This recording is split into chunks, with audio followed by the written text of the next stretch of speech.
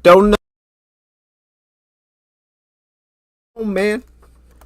That's not ideal.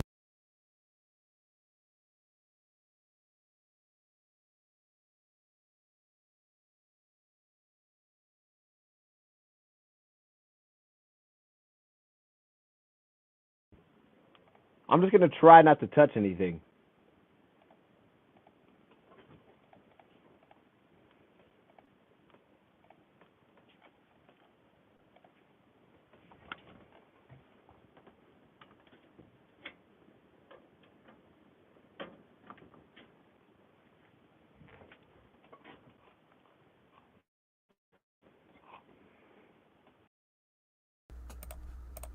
Okay.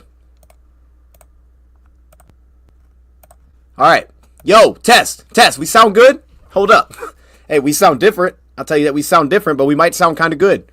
Let me find out. Let's get a 1 in the chat if we sound kind of good. Hey, look, I got to be real careful today. It's playoff day. Well, not playoff. It's not playoff day, but it's game day. And if y'all don't know, I did a show with Easy and Spencer over there on LNU today. And man, I don't know what happened. The mic I use, the USB thing is like stuck inside the mic. So I think I gotta get like a headphone connector cable or something. So I gotta switch it. But I'm using my old mic in the meantime, which is great. I'm glad that I have it. But it's acting real goofy.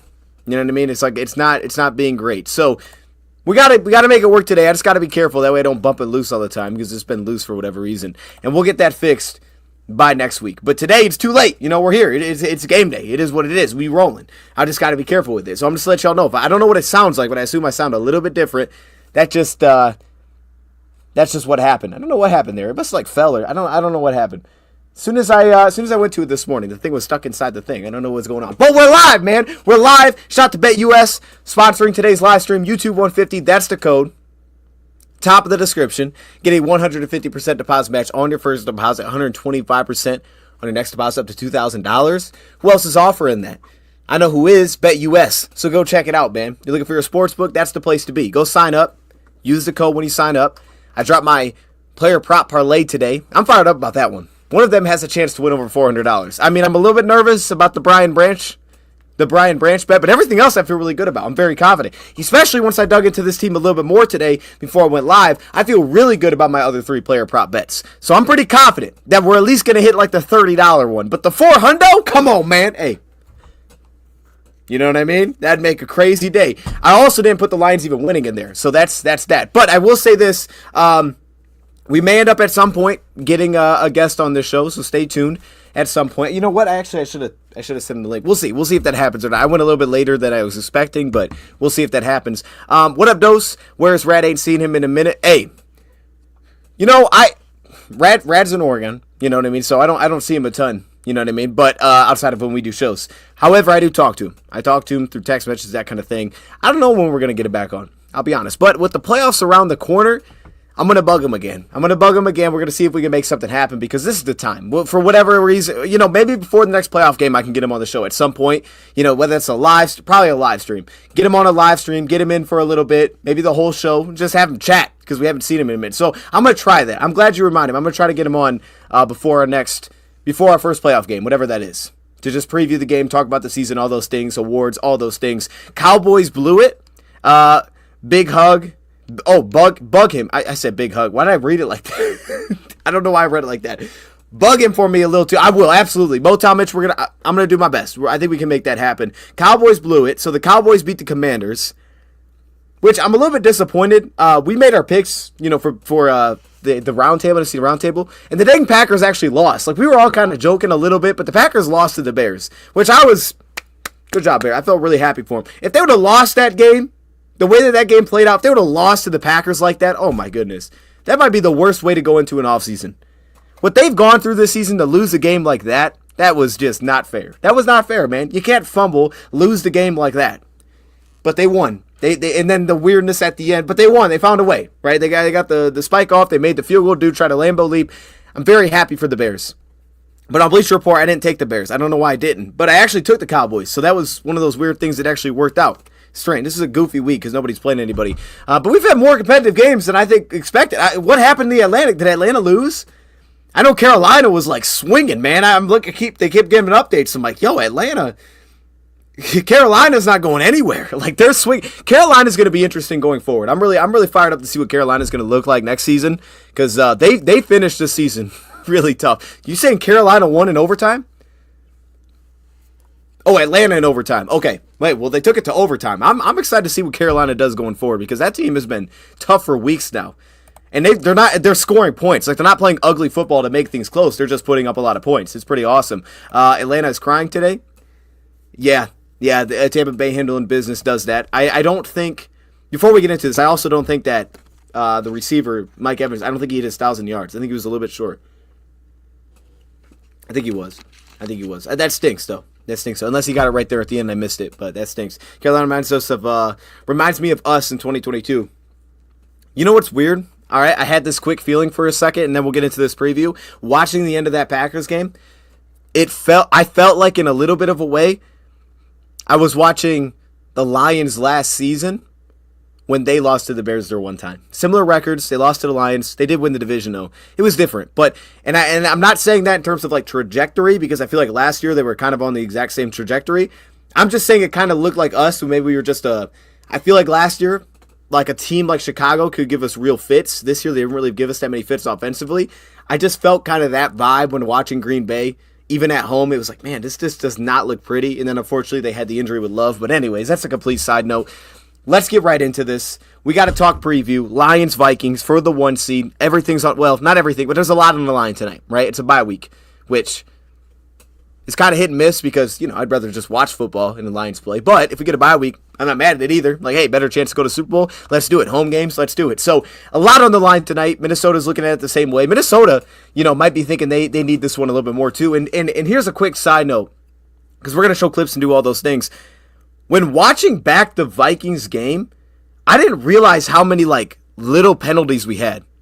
We had a lot of little penalties in that game, and I think you get to the point where you're like, man, a lot of these are being on the road. Like, there's an impact here of being in Minnesota. We had a lot of false starts. We also had Yodi starting, which changed things up. You had Glasgow and Yodi in the game, so now this time around, it would be Mahogany, but it's actually going to be Kevin Zettler, which I think changes a ton, because that's just a much better piece for us, and I think we had success there last time we played this team. I think we'll have more success today. I think we definitely can, but I just thought that was interesting, like the amount of times I noted this down with false start.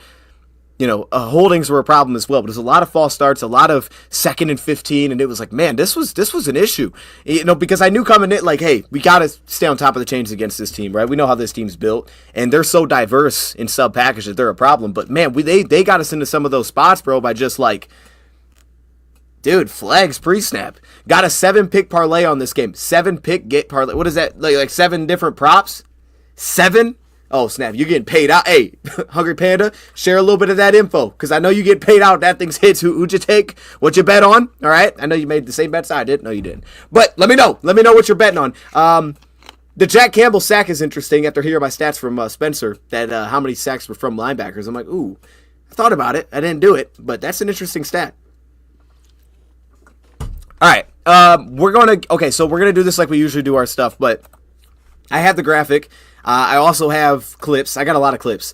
I'm going to try to focus 7 different players to score at any time. For just our game? Oh, dang. Actually, I don't dislike that because you're probably picking, 7 dudes that are going to be out there. Yeah, I don't dislike that. I mean, that's 42 points? 42 points combined? That's probably going to happen. I'm not mad at that. I actually like that. That's sneaky, Hungry Panda. You can throw the names in if you want. That's sneaky, though. I like that. It's an interesting bet. I'm going to save you on a 1-hour drive. And I got you. Let's have some fun with this. So, you know what I'm going to do? I'm going to do my best to try to really explain what I'm showing on the screen because you can't see the screen, I'm assuming. Unless you are, then you're just doing some crazy work. I mean, do what you got to do. Just be careful. But I'm going to do my best to really explain. We're seeing Green Bay is whack. Yes, it's beautiful to see them lose. And someone put in here that they now play Philly. So that's the thing now, right? They play Philly because they're still behind Washington, right? That's confirmed. So they got to play Philly. I like that matchup. I think that's going to be fun. I think that's going to be a fun first round matchup. Okay, so I'm going to show the graphics, but I want to emphasize the graphics a little bit less today just because the notes that I have There's a lot there. And I'd rather just kind of talk through it because we've already seen this team and show plays from their most recent game against Green Bay, talk through things that we saw last time we played this team, things that I expect, but also maybe even some of the changes that we may see a little bit as well. Because Minnesota doesn't play every game the same. And even just going into this last game against Green Bay, there was a stretch there where I was like, man, they really pulled back on blitzing against Green Bay. And it was interesting, but it was like, okay, there's a uniqueness to their game plan when they're playing this team. And that threw me off a little bit for a second. I was like, man, are they even really blitzing? Because they have the highest blitz rate in football, and it didn't feel like they were playing that brand of football. But then you watch them against us, and you're like, oh, there's a lot of blitzing. But even just the coverages that we approached with versus what Green Bay did was different. Like, we had different plans. There was definitely a lot of different things schematically going into both of those. Adding Hawk to score is the big one. Yeah, that makes sense. All the top names beside Aaron Jones. I like that. I do like that. Yeah, Aaron Jones would be a tricky one. Did you get Sam Darnold in there? Does he have like a rushing touchdown? Because I was looking at that too. Maybe a rushing touchdown from a quarterback. But TJ Hawkinson to score, he definitely could. I feel like we usually don't get picked on by tight ends in the red zone, so that does make sense. Like, just top of my head, I feel like that usually doesn't. Well, actually, no, take that back. We do have some breakdowns, so if he just gets a flat, we might just break down and give him a touchdown. Well, that'll be our new guys. New guys stepping in. Hopefully that's not the case, because now that I think about it, it's usually not like a matchup thing. It's usually that we just break down there, and then someone's walking into the end zone on a flat route, and it's like, okay, we gave that up. So hopefully that's not today. Hopefully that's not today. Hopefully you're wrong on that, Hungry Panda. We'll see, though. Either way, as long as we win. Aaron Rodgers is so washed. All right, I see you. Okay, let's get right into this. So, Vikings offense and defense we're going to go through in this one. Let me get the clips pulled up here. Actually, before we go to the clips, let's give a shot to BetUS. I'm already logged in, hopefully. I'm already logged in over here, so let's give a shot to BetUS. Let's check out these odds and lines. I want to see the latest odds and lines for this Lions game. I haven't looked at them yet. I don't know what the number is looking at for this game. I'm logged in, so I got the updated lines. This is an interesting game at like week 4. Now it's not anymore, but 4 points there. We got the Chargers, Raiders. I think that's actually probably the most interesting one because the Chargers are kind of playing for something. The Raiders aren't, but I think the Raiders are feisty, so maybe I jump on that one. But let me go down here. We got a lot of live game betting. Oh, Kansas City must have scored already. They're up 15.5 now. All right, Lions -3. That's actually moved up a little bit throughout the week. 57, I think that's moved up by at least a point throughout the week. The over-unders jumped a little bit there, and that means that the money line is now -155. I thought that was at 120. I think at its best number was like 120. Maybe it got better than that somewhere else, but I think at its best I've seen it at 120. So money seems to be going towards the Lions, at least a little bit of money here. And -3 is a really tricky spot. That's a really tricky spot. This is one of those weeks, man, 57 points is a lot. I think I'd still just be safe and roll the over in this one. I don't love it, but I think to be safe, I'd hit the over. I really like the prop parlay that we did, so I'd probably lean into doing something like that because I think what Panda's doing makes sense. Guys getting touchdowns, guys putting up stats in this game. Maybe stay away from the 3 points. I think my prediction has us over 3, but maybe stay away from that. I don't know. That one doesn't seem super reliable, but we'll see. But anyways, if you want to get in on this, YouTube 150, that's the code. Go over to the BetUS, man. Check out their website. They've been a huge part of this channel for the last couple of seasons, man, so we appreciate them showing love. All right, let's dive into this. I'm going to get the clips pulled up. And I'm going to try to go inside and outside with this, kind of bounce in and out of some of these plays. But we do need to show it off a little bit. So let's start with this Vikings defense. Let's get there first because the Vikings defense are known kind of for one thing, blitzing and Brian Flores. But those things kind of go hand in hand. However, everything always starts with running the football. And I believe we're going to run the football well against this team. But I think the positive about playing a team like this is that we know them pretty well. And I think a lot of the things that I typically come in with is like, okay, we got to be able to handle this guy or we're going to have problems. It's the same. Harrison Phillips for me, the same. Now, Blake Cashman's in. We'll talk about that a little bit. But Harrison Phillips, still the key. The big nose tackle, he's a problem. A lot of times the Lions kind of ran away from him, had some success. They created movement on the inside. I don't love their defensive line outside of Harrison Phillips, and we'll show some different pieces there. But I really do think that's where it kind of starts and stops. It's like, hey, if you're handling that guy, if you're able to not allow him to blow up plays left and right, you can have success rushing the football against this team. The other problem I think they cause is the amount of movement that they have. They're also a team that plays with a lot of depth at the backer position, but there's a lot of movement post-snap. All right, it's not very straightforward. Like he's in that gap, he's going to fill it. There's a lot of movement. However, I do think you can absolutely get up to these guys second level. You can pick up blocks. They're not the most slippery backers. You'll have Blake Cashman, Ivan Pace. He's a downhill player. Maybe some Josh Metellus thrown into the box because he kind of plays like a linebacker for this team. Overall, I just think we'll run the ball well. And I think the biggest thing that changed for a team like Minnesota versus most teams that we play is typically we're more of an outside rushing team. Against Minnesota, we went a little bit heavier into the inside zones. Duo runs are on the table. More inside attacks against Green Bay, or against Minnesota last time around than we typically do. We usually lean more into outside stuff. So I think that tells you a lot about the personnel that they have. You just go straight at these guys, and they're a little bit banged up with the Patrick Jones injury. It's not that bad in terms of like their depth, but that's how the Lions went at them last time a lot more often than not. They still will have the outside runs there. You're going to see a lot of split zones probably attached to it. You're probably going to see a lot of heavier personnel. Brock Wright back at fullback, and I think some things that you did last week can carry over. Some things that you've done the last few weeks, right? The fast motion with Brock Wright, the movement to lead the direction pre-snap, that kind of stuff I think can carry over. But the zone runs open up a lot through cutback runs. And this is the concern, right? Before we get to the clips, the concern for the run game is this. I'm talking about these inside runs. I like that, and Gibbs has shown that he can be successful everywhere. I don't know if Craig Reynolds is playing, and typically that's an area where he's very comfortable, so we'll have to see on that. And David Montgomery was a guy that was a dog last time he played Minnesota. I think he's a great matchup for Minnesota.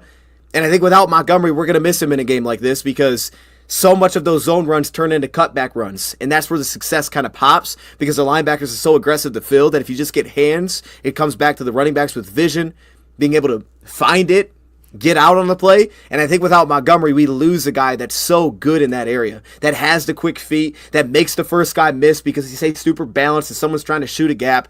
I think this is going to be a really tough game to miss him. So I would circle Jahmyr Gibbs in terms of what schemes do they utilize, right? Are they trying to get more outside on this team? Because they've done it all. They've had success in all of these ways. Are they trying to lean more into that? Do they lean more gap scheme and say, hey, we're going to go at Tillery, we're going to go at Jalen Redmond, you're going to down block those guys, we're going to try to simplify it for Gibbs? Or do they say, we're going to do what works and what worked last time, and we're going to lean into that, inside zones, do all that stuff, but it's not really, it's kind of the Monty's realm, right? So, if for me, do we see more Vaki, Craig, or Jamar? One, I hope Craig plays. If we assume Craig plays, I definitely lean Craig Reynolds because I think that's the area where he's comfortable and he has some of the better vision on our team. That's always been Craig, though. Craig's always had great vision as a back, and he brings us some of those elements that I think we lose here with Monty. If he's not available, I think we'll see more Jamar Jefferson because I think Jefferson can kind of play into that world a little bit as well, a little more downhill, gives us a really good offsetting balance of running backs there. So that would be the big concern for me, is just how is that going to play out without having David Montgomery this week, and can we still get that production without David Montgomery? Maybe it is Jefferson's time to shine. I hope it is, you know what I mean? But whoever it is, if it's just a ton of Gibbs, that area is what worked last time. So we need to find a way to make that work again in this one. But overall, I don't love the front four specifically. Well, I don't even say front four, but I don't love the front usually that they put on the field. I don't think it's fantastic. I think Phillips, again, is the key. Outside of that, I think you can go at kind of anybody on the defensive line. You can go at these defensive ends. You could try to get outside of them because they're very rotational. Defensive ends will kick inside. There's a lot of movement between these guys, so you can get around them as well. I think you could attack this team a lot of ways. It's just don't let Phillips destroy the game because he's the guy that destroys the game. And if you guys, I'll show the play here because I'm going to show Green Bay plays. One of Green Bay's touchdown, Harrison Phillips played multiple gaps, and it was the fact that the running back made the play and everything else was blocked up. But Josh Jacobs was going to have nowhere to go because Harrison Phillips immediately made his man miss, and he just took up like multiple lanes on the play. And we're going to see that as we go through it. That's what he does. He's great. So circle that guy. Harrison Phillips, he's always the key for me when we play this team, and he'll be the key once again in this one. I'm just going to throw some different run plays. We'll talk through some things. No fumbles, turnovers. Yes. If we're going back to the betting side, if I'm betting on this, I'd bet both teams have a turnover. I think it's safe. I think it's a better bet to say both teams turn the ball over than neither team does. That's where I'd lean on it. Terrion, Brian Branch, and who is 21 again? 21, Amik Robertson. Oh, but yeah, that's who I put on that's who we put on the thumbnail. Hey, it's about time, you know what I mean? No, I was trying to figure out, because I always like to show love, maybe to different guys. I don't want to just put golf on there every time. Like, I want to show love to some, but the issue is some of them don't have good pictures. I'm just being honest. It's not that they're not photogenic. It's that whoever took the picture is blurry as heck. So when I put it on there, it's like, that looks terrible. You know what I mean? So, and then I also don't want them to wear the same colors, even though sometimes I do that because I can't find anything. The point is, and I like to use different pictures, I was like, who could be a sneaky one in this game? It's Amik Robertson, man, because there's no Carlton Davis, because he is the number 1 corner. So let me circle Amik Robertson. Let me throw him on there. Let me give him a little something. I was thinking about Ify Melifonwu, but he doesn't have a lot of great pictures, so I'm going to go with Amik. I don't think we've even put Amik on a thumbnail this year. I don't know if we have, so I want to show him some love. Somebody answer me, why did they see in this? Look, I talked to Easy about this. He didn't have the same response. He thought it was cool for Minnesota, and I think that is cool, but for me, I was kind of fired up. I was like, Lions, you can't let this happen. That's personally how I thought about it. I'm like, Lions, we can't let this happen, man. You know what I mean?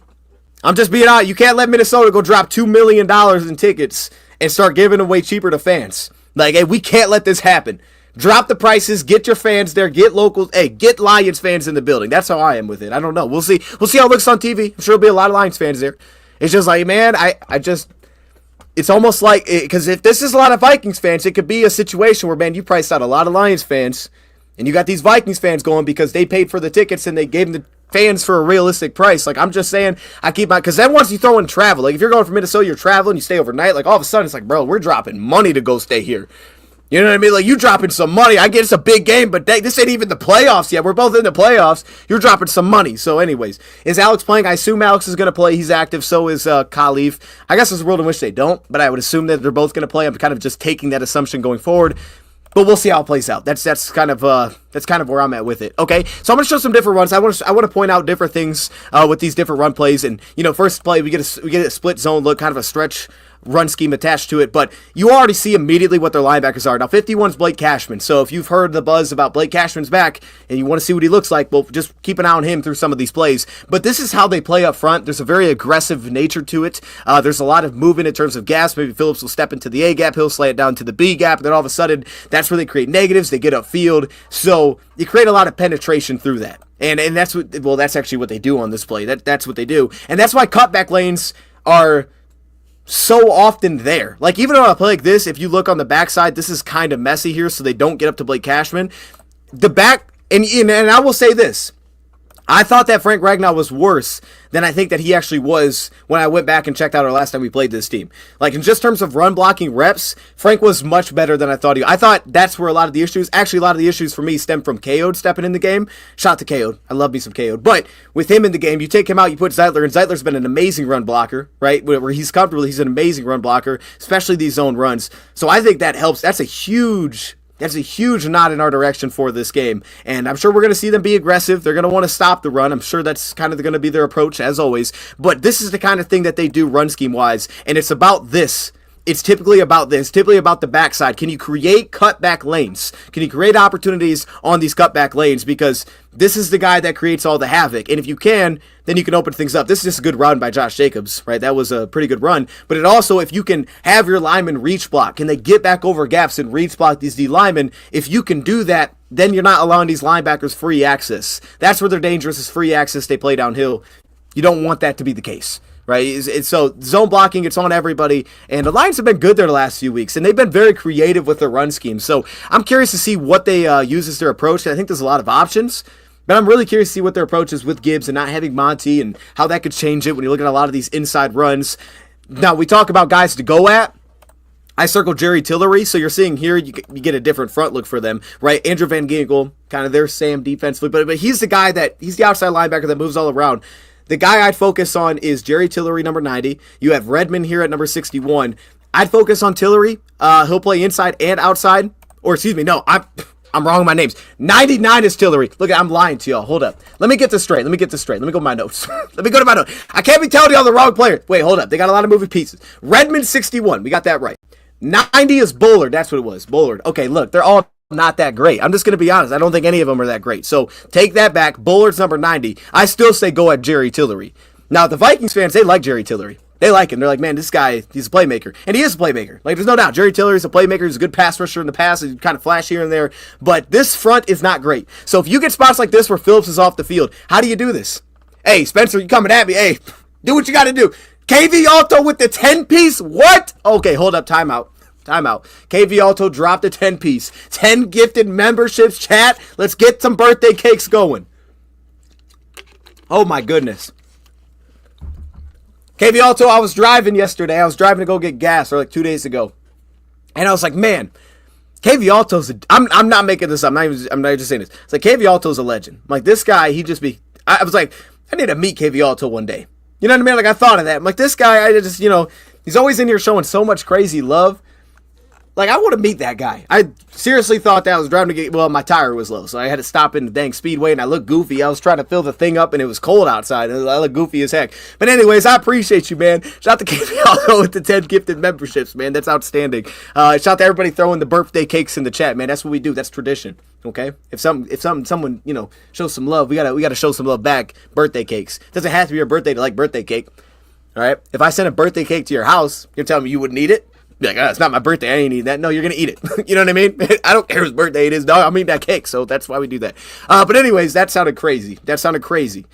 Calm down. Yeah, shout out to the Bears handling business. But yeah, this whole defensive front, and it's like, if you can get them in a spot where we're taking Harrison Phillips also off the field because he's not going to play every snap, that's the opportunity to run the football too. So that even more like incentivizes long drives. Right, long drives. You could even look at no huddle potentially in some of these spots. If you get him off the field, can we get back into a run play? Can we keep this guy on the sideline? And if you could do that, you could find success because I think we can get more wins here more often than not. Now, not every play, but more often than not, we're going to get wins. Van Ginkel's going to try to play on the line. Jonathan Grenard's a good player, but I don't think he's like an elite run defender. And you can see the success that you can create off of that, just like the Packers do here. Now, I also don't hate their counter runs that they attached. I think it slowed down Blake Cashman a ton, and he's, kind of just getting back here, but oh my goodness. But I think the counter runs are effective. I think you could slow down their linebackers a little bit. Again, Metellus is going to fill. He's a safety playing linebacker, so he's going to be disruptive. You just have to get hands on him. Wide receiver doesn't really do that, but the lineman does. But you can definitely slow down their backers with some of these counter usage, and this is kind of the goofiness that the Packers always do here, where they bring through their lead, and that's Chris Brooks, and then here comes Josh Jacobs. He plants and then he sticks, and he gets right back upfield. I think that's exactly what this play is. If I remember, yep, that's exactly what this is. They do this little goofy run. I don't even know what this is, but they do this. So, yeah, they have this. But you can see the success off of it, and that's the key here. So again, number 61. Now Phillips is back in the game. That's where you create the down block gap scheme again, or pulling it off its lineman. So you down block, you can seal him out of the play. If you could do that, because typically he works over blocks, you could find success outside of it. You pull a lineman, he's going to light up Van Ginkel, he's going to peel him out of the play, and then at that point, again, if you get hands on their backers, that's not where they want to live. Now, again, this is where Monty was so dominant because he would just run through these tackles. You just get a hand on him, this isn't a problem. These are tight windows. These are in between the tackles. This is Monty's world. So who steps up here? But you can see Cashman, again, a little bit late to flow over top. And it really settles back from the backside here. If we watch how they're playing their gaps, right, you get like kind of these 4-0-4, sometimes they go 4-I-0-4. They played these fronts against us last time, these straight 3-4 looks. And you can see the A-gap is open, but he doesn't scrape over top in time because he has to fill the A-gap on this play because Harrison Phillips is trying to leave, and that caused him to get kind of caught up in the mix. And he ultimately makes the tackle, but you can see the run lanes created there. So I think there's a lot of different ways to run the ball against this team is kind of the overall thing. Hey, shout out to KV. He got K with the membership. I see anybody else get a membership? Who else knows they got a membership, man? Say something in the chat so you can see if you got a membership. Eat that cake. No birthday is no birthday. Yeah, no, that did sound kind of crazy. I ain't gonna let it sound crazy, but it's true. You know what I mean? Everybody wants cake, dog. Let's be honest. I'm ready for tonight. No, I'm fine. I mean, you can see it. I'm energized as heck. And this ain't an energy drink. This is grape water, dude. This is grape water. What are we doing? Usually if I'm drinking I'm not gonna say, but if I'm drinking some sort of energy drink, we're fired up. This ain't even I don't even have this. This is grape water, dude. I'm fired up. So, yeah, I'm pumped, man. I'm ready for this game. I'm confident going into this game, and I want to express that confidence to you of why I'm confident, but also tell you the dangers of what I think you got to look for against a team like this. And then here's the inside running. The inside zones, those kind of things that you can lean into, and I think we did a good job of it. And I think with all this movement, with their defensive front at the snap, right, a guy's in a gap here, guys in a gap here, A gap, B gap, that kind of thing. But then to the snap where that can switch, and he jumps into the A gap, and he steps down to the B gap, and he takes the C gap. When you have that kind of movement constantly, and they're aggressive, and it's less about kind of playing back and scraping, and now they're just getting downhill because they have so much blitzing off of this, that's all of a sudden where it's just like, get hands on somebody. And I think that gap scheme can simplify it. It can cause issues, though, but it can simplify it, right? But at the same time, the zone scheme, you just have to have offensive linemen that can find guys and be very good in terms of redirecting when that opportunity is there. And you can see the movement that you can create on guys like Tillery on a play like this on the backside. He's in the A gap, there's the combo, bam, drive him out of the play, and now you play kind of the cat and mouse game with the linebacker, Ivan Pace. He's playing an in-between game. You can see the success that you can have off of that. So real patience is a must. And again, Craig Reynolds, Hopefully he's available tonight for that. But watch, this is the play I was talking about. Watch Harrison Phillips. This is the problem that he creates. He does things like this. This play should be blown up, right? This play should not score a touchdown. The problem is everything outside of Harrison Phillips. The problem is Tillery again on the backside. It's Grenard who just jumps outside on the play. Everything else, this guy is getting ran into the ground. That shouldn't have happened, and it does. Harrison Phillips is going to blow up plays on his own. And he does that here's the thing. Harrison Phillips has been so stout over the years because he'll do that on wide runs. He'll go outside and he'll defend a run like that. He's not everything inside. He doesn't have to play in a phone booth. That guy will get out wide to the sideline and become a problem. Worst possible timing. Are you talking about the Craig thing? It's not great. It's not great, man. But it is. But I will tell you what I'm going to the game. How early should I head over? Oh, you're going to the game? I don't know how far you are, but it's about to be 5. Game's at 8:20. I think you probably can't get in until like 2 hours before the game actually kicks off. That could be wrong with the prime time. I'm sure they have events going on. It's a big game. They probably got things going on outside. But if I remember right, I think that about 2 hours when the gates will open. If I go back to the Colts days, I think it was it may have been an hour and a half. What was that? It was like an hour and a half, 2 hours before the gates would even open. So if you go too early, you won't even get in there. You'll just be standing outside in the line. And typically, unless you're trying to walk around the stadium in the inside, I don't think that you need to be there very early for that because you're just walking around the inside. Like, it doesn't take it's going to be people in there, but it won't take crazy long to go. If you don't know where your seat is, take a little bit longer, but just ask somebody, hey, where's my seat? You'll get there pretty quick. So it just depends on what you're trying to do. If you're trying to go do things, I'd go now. You know what I mean? Like, I'd go now, I'd see what's going on. Well, maybe look it up, see what's going on. There's probably outside things, probably a whole bunch of tailgating going on. But if you're just trying to get to your seat, maybe grab a snack, shoot, you don't got to be there that early, man. You don't got to be there that early. The biggest problem you got to deal with is parking. So if you don't know where you're parking, figure that out. And I wouldn't even be against buying your parking pass before you get there. Like don't discredit that. It's not a problem to buy a parking pass. If you know how to get to that parking garage, because there's going to be streets blocked off, if you could get to your parking garage, it's not the worst thing ever to buy it before you get there. But that's the biggest struggle. So if you're good with parking, then you'll be fine. But if you're not, definitely err on the side to be safe. Give yourself like 30 minutes to 45 minutes for parking. I'm telling you, do it. Because if you don't know what streets are going to be blocked off, it's going to take you a second. They'll be like, one way this way. And then you're just like, okay, where do I go now? I'm telling you, it's frustrating, but it happens. I was just down in Detroit. Chad, let me know. It was a side note here. I was just down in Detroit. We were down in Detroit. I went to table number 2 last week or 2 weeks ago. Man, I've been to Detroit a lot, and I didn't know what I was doing, man. I couldn't even find the dang parking garage. I had tickets for the parking garage. Couldn't find the parking garage. I parked in the church, and I walked there. We walked one street. I'm like, oh, there's the parking garage. I drove around in a circle. I don't know what I was doing, but it's also Sunday. So street parking, also Sunday. But anyway, I'm disappointed. Lions. I'm just saying. You know what I mean? Do some giveaways. Get your Lions fans there, bro. I'm a little disappointed. I'm gonna be honest. I don't know what they could have done, but do something. All right, let's go. Let's get back to this. We got a lot of run plays. He's questionable, not out. I think we're talking about Craig Reynolds. Yeah, he's questionable. He might be out. He might be in. I don't know. Are they still tailgating the Eastern Market, or have they shut that down? I don't think they're tailgating there. I don't think they are. But I haven't tailgated in a while, if I'm being honest with you. Oh, Anakin's sick. Anakin, get better, man. This game will fire you up. I believe that. I believe you'll get fired up from this game. You'll be all right. You'll be all right. All right. This is actually a good time. You'll be fired up. Void the tickets. Thanks. What they can do. That's what they can do. Void the tickets. That'd be crazy. I don't even know if that is legal. Well, I don't know if that's okay. Well, Lions are trying to make their money, but dang, Vikings did drop. They said $2 million on it, so it's crazy. And they got them good seats. Then you know what I mean. They didn't put them like, hey, putting you at the worst seats. They got some solid seats. They said like an average $1,000 a ticket. That's a legit seat. They're all pretty good in there, but that's gonna be crazy. Okay, then we get to some of these runs, the toss runs. That's not legal to void them.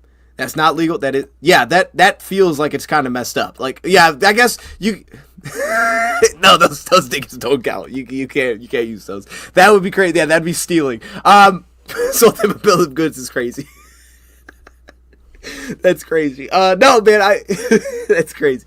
No, man, these toss runs, I think they also work as well. You can see again, a lot of these is kind of the same thing. Go at Tillery. Just look at how this play worked. Like, I'm watching this, like, it's this makes me excited because our tight ends have blocked so well. The key, obviously, you got the young Dallas Turner. You'll have these edge rushers that don't really feel like they impact the game a ton against the run, but they can win when singled up. That's definitely there. But you can see it here. I mean, just with like a tap and then a reach block by Zach Tom, immediately they get the defensive end folded back inside. You're up to the second level, and then it's like, hey, tight end on a first-round pick. That's the key matchup. And if it holds up, you give yourself an opportunity, and that has a chance to go hit a big game. The problem is the guy we talked about, Harrison Phillips. This is what I'm talking about for the wide runs. He's literally working through the combo block. I mean, he drove right through that, got out wide, and made the play.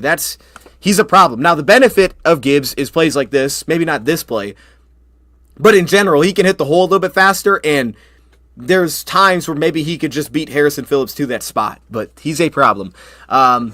They sold them tickets overpaid. Oh, the tickets are super, super high, man. That's why I'm disappointed, man. I'm like, drop the prices. Get your Lions fans in there, man. Even if you do like 2 days before. I mean, the people will be going then are going to be people from Detroit, likely, or right around the area, bro. Drop the prices. Get your fans in there. That thing better not be full of Vikings fans. That's good. That better not be the case. All right, let's go to some of their pass defense here because this was interesting to look at their pass defense because against Green Bay there was a lot more cover 3. So I'm watching that one and I hadn't went back to our last game and I was like, oh, they play a lot of cover 3. I don't really remember that, right? We always think about them as like this zero coverage or maybe cover 4. They blitz everybody. They kind of keep the quarters look in terms of how they get on the field and then they blitz out of it, and a lot of times they do blitz still, but they ran a lot more cover 3 against Green Bay, and I think a little bit of that was game plan dependent, like we did the first time we played them. We played some 3 match, so I think that's one of the big differences that I noticed is I don't know that the coverage is going to be exactly the same, but we can show some different coverage looks and maybe how to attack them as we go through this. For me, though, on first down, we saw plenty of cover 4 last time we played this team to get drive started, or not drive started, but just on first down. And the key is Ivan Pace. We go back to the linebackers here with Blake Cashman back. He's also a very good blitzer. You can see the depth. Andrew Van Ginkel is the master of deception kind of for this team because you just have to assume he's probably dropping, but then he'll blitz. But he's the guy that kind of does everything, and that's the biggest problem they present is even if it's third down and they know you have to throw it, they're a problem because not only will they give you like, oh, we'll put everybody on the line, it's because literally everybody can kind of do anything. So they'll put Smith in man coverage. They'll put Cameron Bynum in man coverage. This is a former cornerback out of Cal. So there's so much versatility, and then again, Van Ginkel can cover, so they have no issue dropping him. They cover well. Ivan Pace is a little bit less flexible. I think they usually lean more towards if Pace is on the field, we're blitzing that guy. Like, so usually expect, I would say, a blitz more so out of Pace, especially in zone coverage, then he's going to be sitting in man coverage. But I think that has just opened up, and you can see it on this first play, Blake Cashman to be more of the guy that's going to drop back into coverage. So Pace is probably going on the play, and Cashman's probably dropping out, but you can see even a play like this is just a simulated look, and Van Ginkel can become their flat defender, and we're getting one of these cover 3 looks early. Now, this is also the key. On the outside, we have Shaq Griffin, who is stepping in now at wide corner for them, opposite of Stephon Gilmore.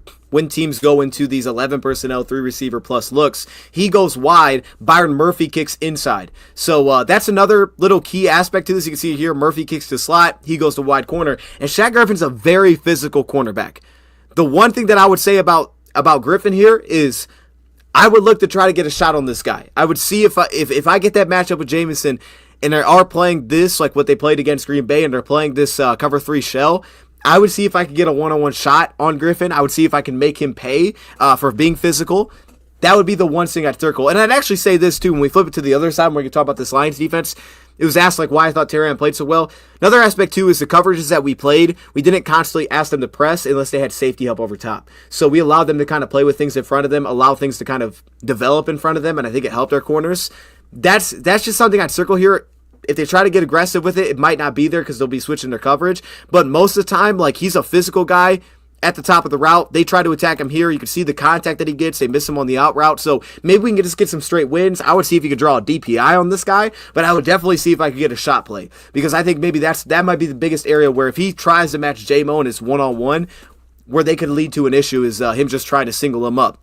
Now, this is where the flexibility becomes a problem. So, I'm not an expert on ticket marketing, so don't trust me. Okay, I missed something. We talking about tickets still. That's cool. I'll find it later. The Orlando Magic just revoked season tickets from someone for reselling too many of them. Ooh, okay. That's kind of sneaky though. That's sneaky though. That's like business. It's like business. I get that though. I gotta stop reselling our stuff. Okay. All right. Who cares? They spend their money just to watch Vikings lose a person. That's that's tough.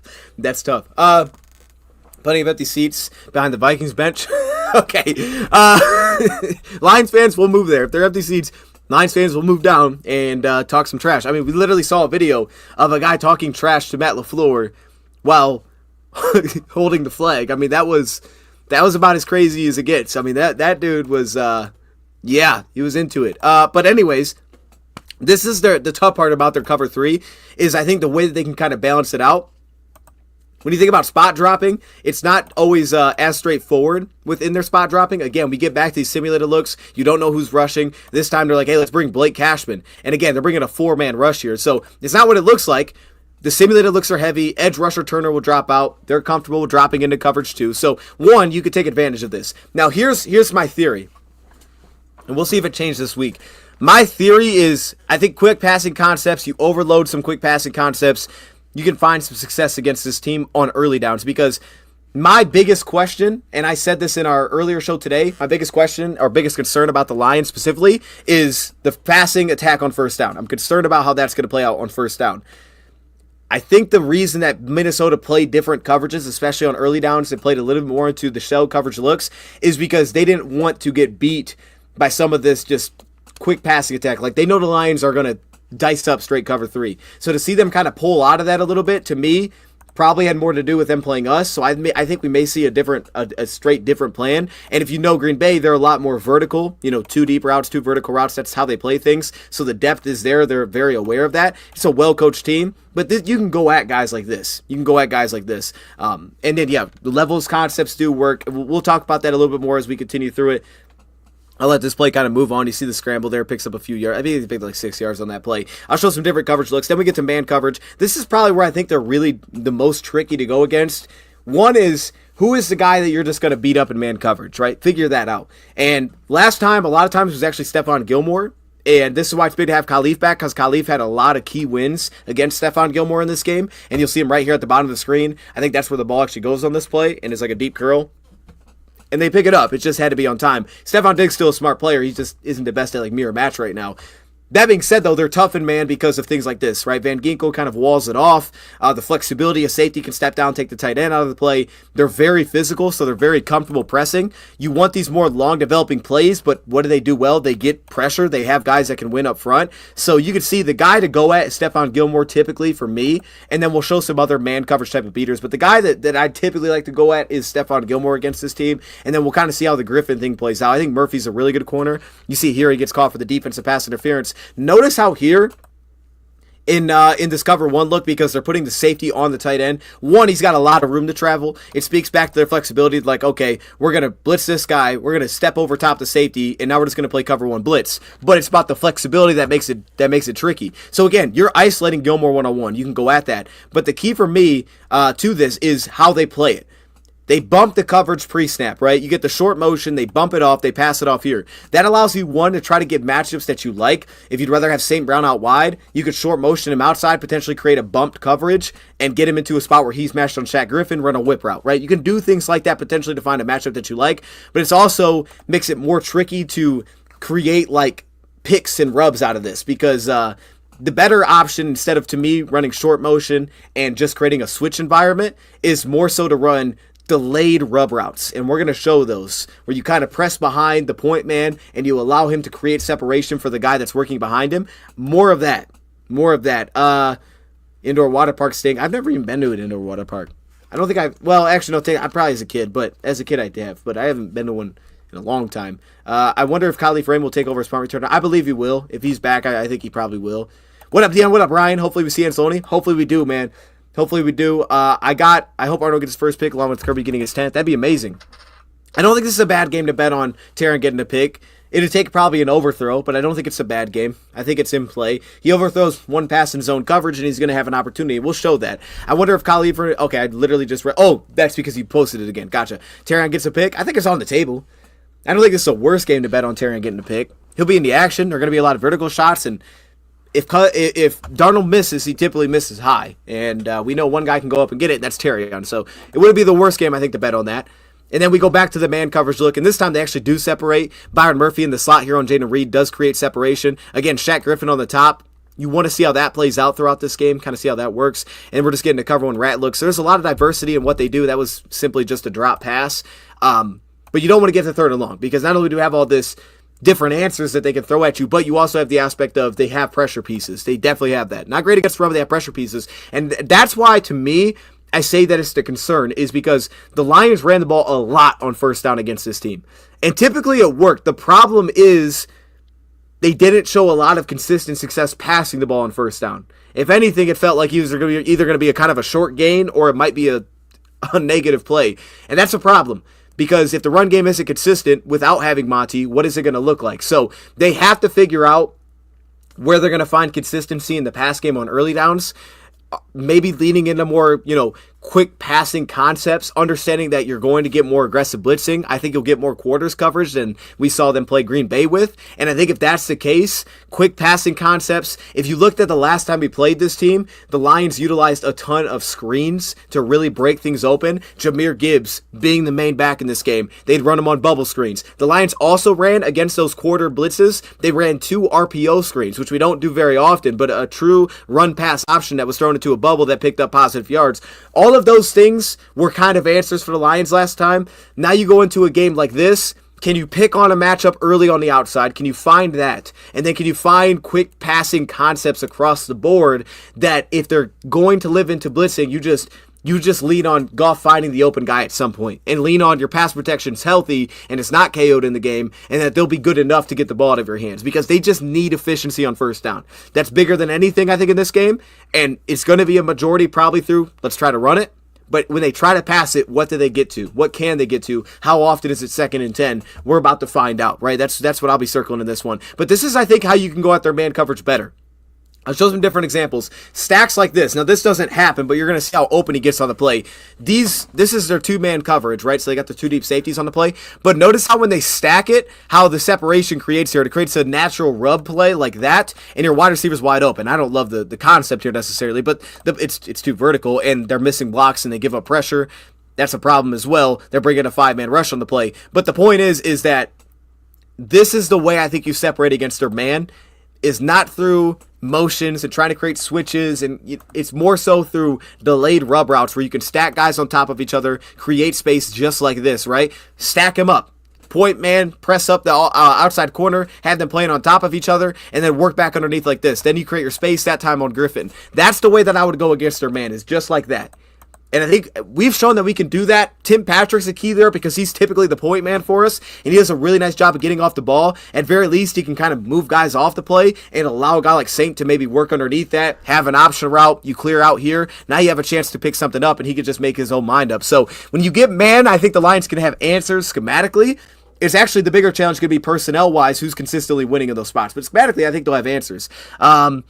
Check down to Gibbs. Oh, I missed something. Let me go back. Play action so Goff can stay under center. Oh, wait. Play action so Goff needs to stay under center. I like play action in this game. I do like play action in this game. It turned into a lot of checkdowns last time, and I think we'll go back to it. It's actually the reason why I've been so confident going to Minnesota. If you guys remember the first time we played Minnesota, I don't know if I put a video. I'm assuming I did. I was incredibly confident playing Minnesota the first time, just because I thought that for that exact reason, we were going to be a handful for them, and that's because Minnesota likes to get after you. Minnesota likes to cause disruption. Jared Goff is perfectly fine with just checking the ball down and getting the ball out of his hands. And that is what leads to the big plays. So we've seen, kind of to me, again, that's not the question. To me, the question is, how can they create efficiency passing the football, right? If they're stacking against the run, how can they create efficiency? If it's a blitz and we're trying to go under center and they blitz it, because we've seen when teams have success against us doing play action under center, they blitz it. They blitz it, they blow it up, Goff can't get downfield, and he's forced into a check down. And I'm assuming, Minnesota's got great defensive minds. They understand that as well. They're like, look, if we just get this guy crazy under duress, we're just going to sell out. So can the Lions find efficiency passing attack where it's 1st and 10, they come out in the gun? And I think in years past, to my man that said levels, they've typically tried to flood sides of the field. Like, okay, we're going to overload it this way. We're going to run a flat. We're going to have a sail. We're going to have a go. And we're just going to kind of really flood one side of the field to see if we could potentially open that up. And then obviously screens was such a big part. But to me, that was because they played a different coverage. I feel like you need to get into coaching. Hey, man. I was last year. I was last year, man. And hopefully again this season. That's the goal. That's the goal. I was last year. My hope is to be in it again this year. For the first year was last year. So I'm pretty fired up about that potential opportunity for year 2 this year. You know what I'm saying? But anyway, let's go to the other side of the ball. And I'll come back to this. We'll talk about it. Did Mike Evans hit the 1,000? Did Mike Evans hit the 1,000? I hope he did, man. I heard he was like 5 yards short or something. So hopefully they gave him a ball at the end. Did someone say they gave him at the very end? Oh no. Okay. I hope he did. Let me know. The offensive line, we'll start there. The weird thing about this matchup is I don't think they're good. I don't think they're great in the trenches. I think it's a clear problem with their game. And if you look at their offensive line, Cam Robinson is clearly a downgrade from Darisaw. Pass protection becomes a little bit of an issue, but he's been fine. But it's really everything outside of that. Like Garrett Bradbury had major issues with them for a while. Vikings fans were very concerned with him. Blake Brandell at left guard, I don't think is fantastic. They got Dalton Reisner, who played against us last time. They have different options there. They can go to Ed Ingram if they want to do that too. Then they got Brian O'Neill. I don't love that front five at all. I don't love it at all, but they typically don't give up a lot of sacks, and I actually give a lot of the credit to the quarterback. I think Sam Darnold's done a fantastic job in those spots, not giving up a lot of sacks. He gets the ball out of his hands, even when they run a lot of vertical concepts. He at least throws it somewhere. You know what I mean? Like he might miss. You know what I mean? He might make a bad decision, but he's going to get the ball out of his hands. He doesn't take a lot of. I think he does a very nice job of not taking a lot of obvious sacks, and he's also a freaky athlete. I think we had like 4 against him last time, so I know that sounds like kind of backwards. You can, because you can win up front.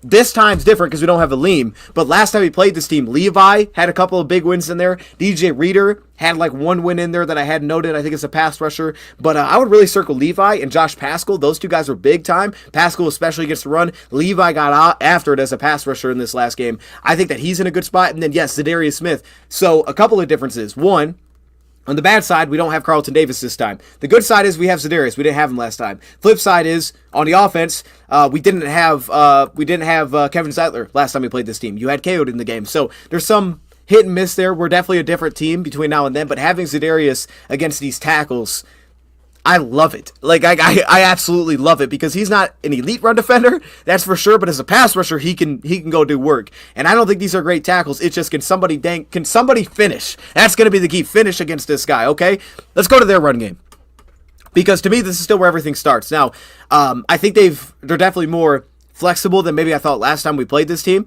but they were very, very heavy run on first down. And I still think that so much of what they do, they position themselves really well to not be in bad spots. Let me actually go to my notes here, get the exact number. Like, for example, on second and long, right? Second and long, they'll run a lot of things underneath.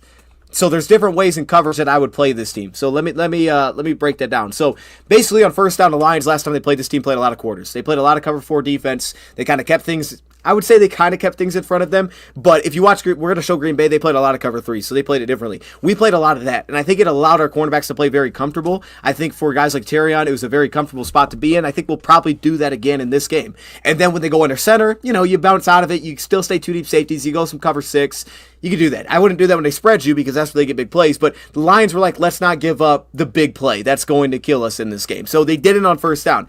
That's where second down became so crucial because they're going to run the ball on first down. And against 2 deep safeties, typically you're like, run the football. So in quarters, can we stop the run? That's question number 1. And if you can, now it comes to second down. In the second and long, I'll just lay it down now, I would play man coverage. If I got them a little bit in a second and longer spot, I'd play a lot more man coverage. And my reasoning is very simple. I'm not giving them yards. I don't want to give them yards. I'd rather them pick up a first down than, or he has to scramble or do something like that. I'd probably rather live in that world than the world of like it's second and 9, Lions go zone coverage and he picks up 7 because he found TJ Hawkinson underneath. And then we're like, what the heck was that? Why did we give them that? But so much of what they do, and you're going to see it with their concepts, they have a lot of whip routes that settle in underneath. They get a lot of their tight ends out into the flats. So I would actually lean a little bit more into man because I want to throw that timing off, right? I want to make that thing disruptive, and I don't want to give them easy plays because as soon as it's 3rd and 2, I basically just gave them a first down. Like they're too good offensively, and I even left some plays out here. They're too smart offensively. They adapt too quickly schematically to where you're going to constantly have this team confused. On 3rd and 3, this team will not be confused. It's like, will they catch the ball or not? Probably, right? They probably will. And they'll run these like crazy mesh setups, and it's very difficult to work through it as a defense. So on second down, I want to make them earn everything. Second down, I want to make them earn it. If it's second and anything beyond like 7, I'm playing man coverage like crazy. On first, we can blitz out of it, fine. played your two deep safeties, play your quarters, that's fine. But on second down, I'm playing man. We'll talk about more as we go through this. But with this run game, there's a couple of things that I would look for. Not every play, but I would just look for it. Number one, I kind of hit on it last time. Hasn't really changed because I went back to my old notes and I was like, oh, this is kind of the same stuff. Outside runs. So much of this is about funnels. You have to funnel this team back inside. You have to make them work back inside. If you let Aaron Jones dice you up outside the tackles, you're in big trouble. Like, so much of what they want to do is that. And if you look at last time we played this team, that was the exact same case as well. So that's the first thing. The number two thing would be linebacker play needs to be super aggressive. Now, I know that sounds dangerous. We saw it last week in San Francisco. Cooked us a little bit. But, more than a little bit. But they cooked us a little bit. With Alex Anzalone back and Jack Campbell back, that doesn't mean necessarily that if it's a play action, you have to just take off and sprint. But it does mean that you have to be playing fast. And that's where Alex is perfect because he will play fast. I want these guys playing fast. So maybe that's just a straight design. Hey, it's quarters. We're blitzing. Go. Don't worry about those guys behind you. We want you going, right? And I think that's something that you have to do in this game. And so much of it's going to come back to linebacker play being aggressive, whether that's sideline to sideline or upfield. You got to fly to the football. You have to beat these offensive linemen to spots. They're somewhat athletic on the offensive line. You got to beat these guys to spots, create negatives, shut down the run because they're going to try to lean on that in this game. So there's that. And then also you'll notice showing gaps. The Lions did a lot more of that last time as well. They did some 6-1 fronts, some 5-2 fronts. All right, they were showing and stepping right into gaps. So, for example, it'd be like Edgerrin Cooper standing right here pre-snap. It'd be like him standing right in the B gap pre-snap, and you're like, well, why is he doing that? Well, at that point, it's not as much about scraping to the football. It's that we're not giving you this gap, right? We're sealing that thing off. We're making you go away from it. So, aggression from linebackers, I think, is going to be key. We'll go to certain different run plays. Let's get to that here. I'll show you some. Hey, David, you need to see. Look, I got this soundboard, right? I'm going to add a pause button. You know, that way it just says pause for me. I don't got to say it all the time. Because I don't even, maybe that'll be a thing. Maybe I'll give you guys access to click the pause button. That might be a problem, but it also could be great. Like, y'all just help me out. Because I don't even realize, I'm trying not to realize it. And then you say it, I'm like, oh, okay, that was crazy. Here we are again. Here we go again. Got to get the pause button set up. We will.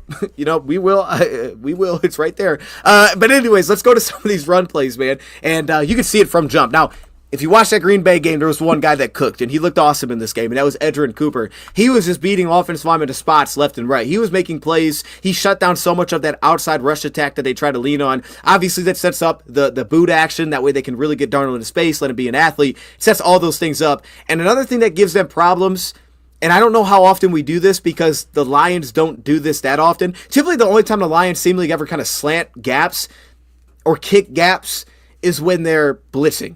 If they bring in extra rusher off the edge and all of a sudden they want to slant down a gap, then at that point, they'll do things like this. Green Bay, other teams, they'll do it more so without even having to blitz. So just like, hey, it's kind of what we saw with Minnesota. You step in the A gap, then he can step down into it's kind of that thing, right? We're gonna show different gaps than what we showed pre-snap, and that gave them some problems. It gave them some problems because you have to be very reactive, and with a heavy zone scheme, whether that's their stretch toss runs, their outside zones, it can create havoc and it can create negatives. The positive is for them is that it can also create big plays because you get two guys stuck in the wrong gap and you got a huge play, and a linebacker's late, you got a huge play. So maybe more of this is for Green Bay specific, but you can see with the aggressive nature of like, hey, he's going to jump into the backside A-gap like this. Now he has to fill across. He has to get to the A-gap, right? So you're flying to the football, and naturally they're beating these offensive linemen to their spot, and it's creating shutting down runs. And they did a pretty good job for a lot of this game until ultimately Jones just broke one because he hit the corner, which was super reminiscent of the touchdown that they broke against us. If you guys remember the first time we played this team, their first touchdown was like a 40-yard run, 40-yard run. And Aaron Jones just got outside the tackle and took off. We were in man coverage. They pulled the corner out of the play, and he just took off. And it was like, what the heck was that? It's like, how did we give up a touchdown on that? It was like the easiest touchdown. Eventually, he does that, right? So hopefully he doesn't today, but that's what he does. They weren't healthy. Broncos, Vele touchdown. Is there any good games going on? Nick's about to tie Goff. Wait, what game is that? Who's that? Denver and Kansas City. Oh, snap. They're losing? Or they're tied? Kansas City's about to go win that football game. And the Patriots just fired their head coach. That literally just happened. I just saw that was immediate. There was like questions about it. I heard my Patriots guy before we got on here was like, I don't think we're going to do it. I don't think we're going to do it. They were disappointed. They just fired him. So, yeah, that was a quick turnaround to saying he's not going anywhere. Okay, here we are. Virgil, I see you. I'm the best. Still talk fast for us old guys. Hey, my bad. I'm a little fired up. It's a little bit of a pregame show. I'm a little hyped up. I ain't going to lie. Oh, it's 21-0? Oh, dang. Oh, he's 17 of 17, about to tie golf. I got you. You're talking about completions. 17 of 17? Oh, my. Hey, I know they're playing backups, but dang.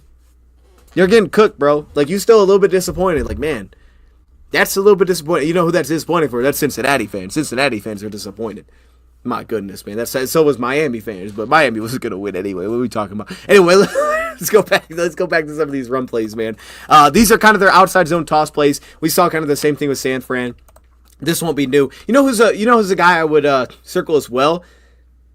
Josh Pascal had a big game. Levi did some things to pass rush piece. I would circle, and we have Chris Smith that's up for this game. Well, Chris Smith was elevated, so he'll probably be our backup nose tackle behind DJ Reader again, which I'm cool with. You know, that makes sense.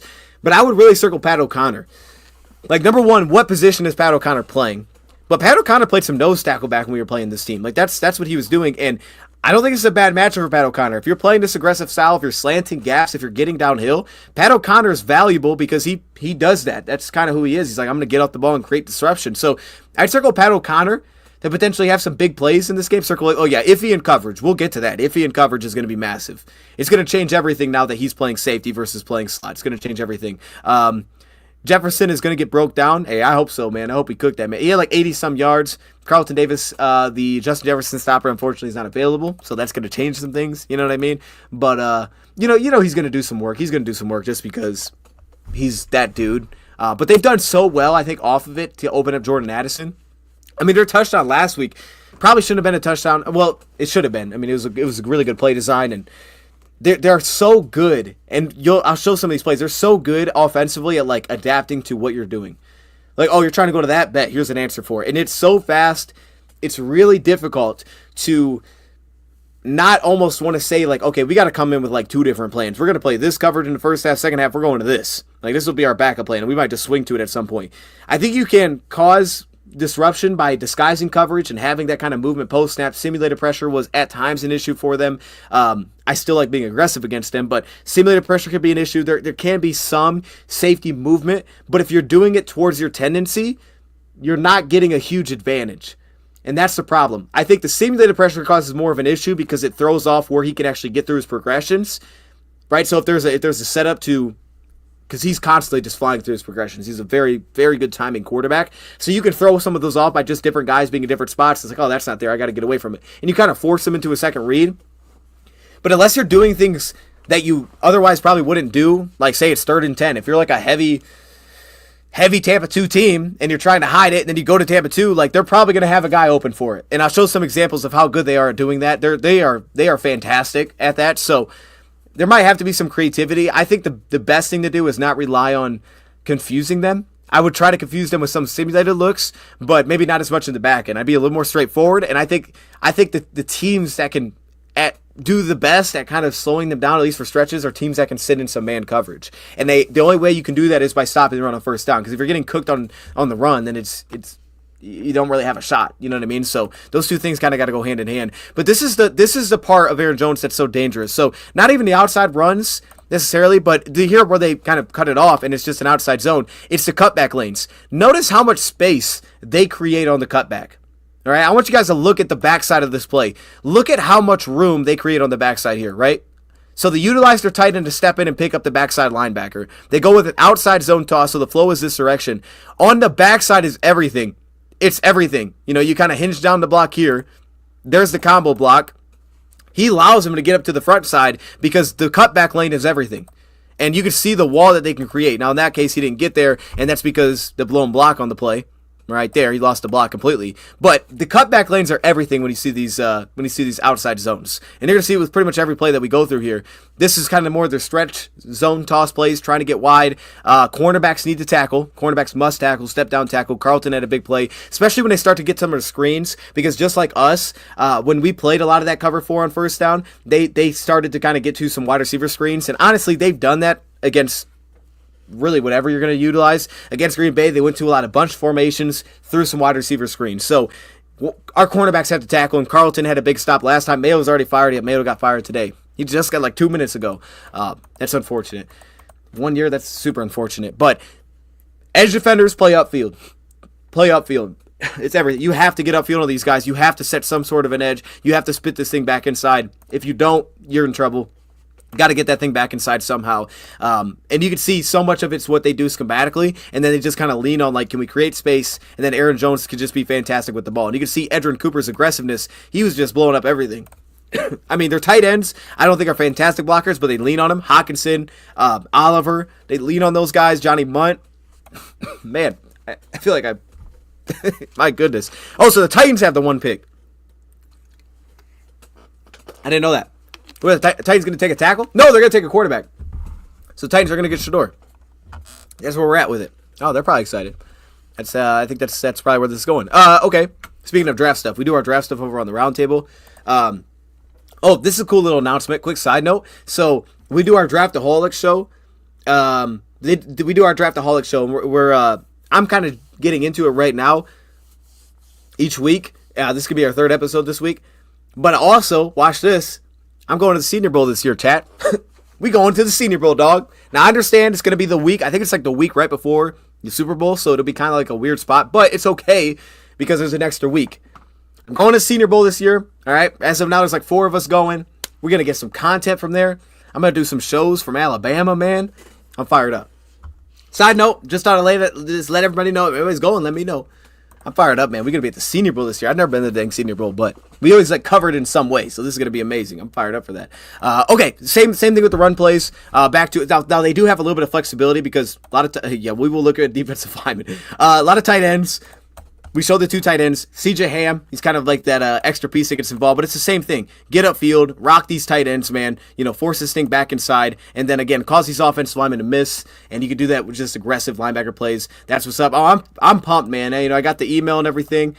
Like, we're going to have some sweet opportunities, it sounds like, to potentially get some, like, real fire content. You know what I mean? Like, some real fire content there. So, I'm excited to see what it's like, man. But it's getting me into the draft spirit. I'm fired up for the draft. And then this is the thing, though. This was the broken play I was talking about.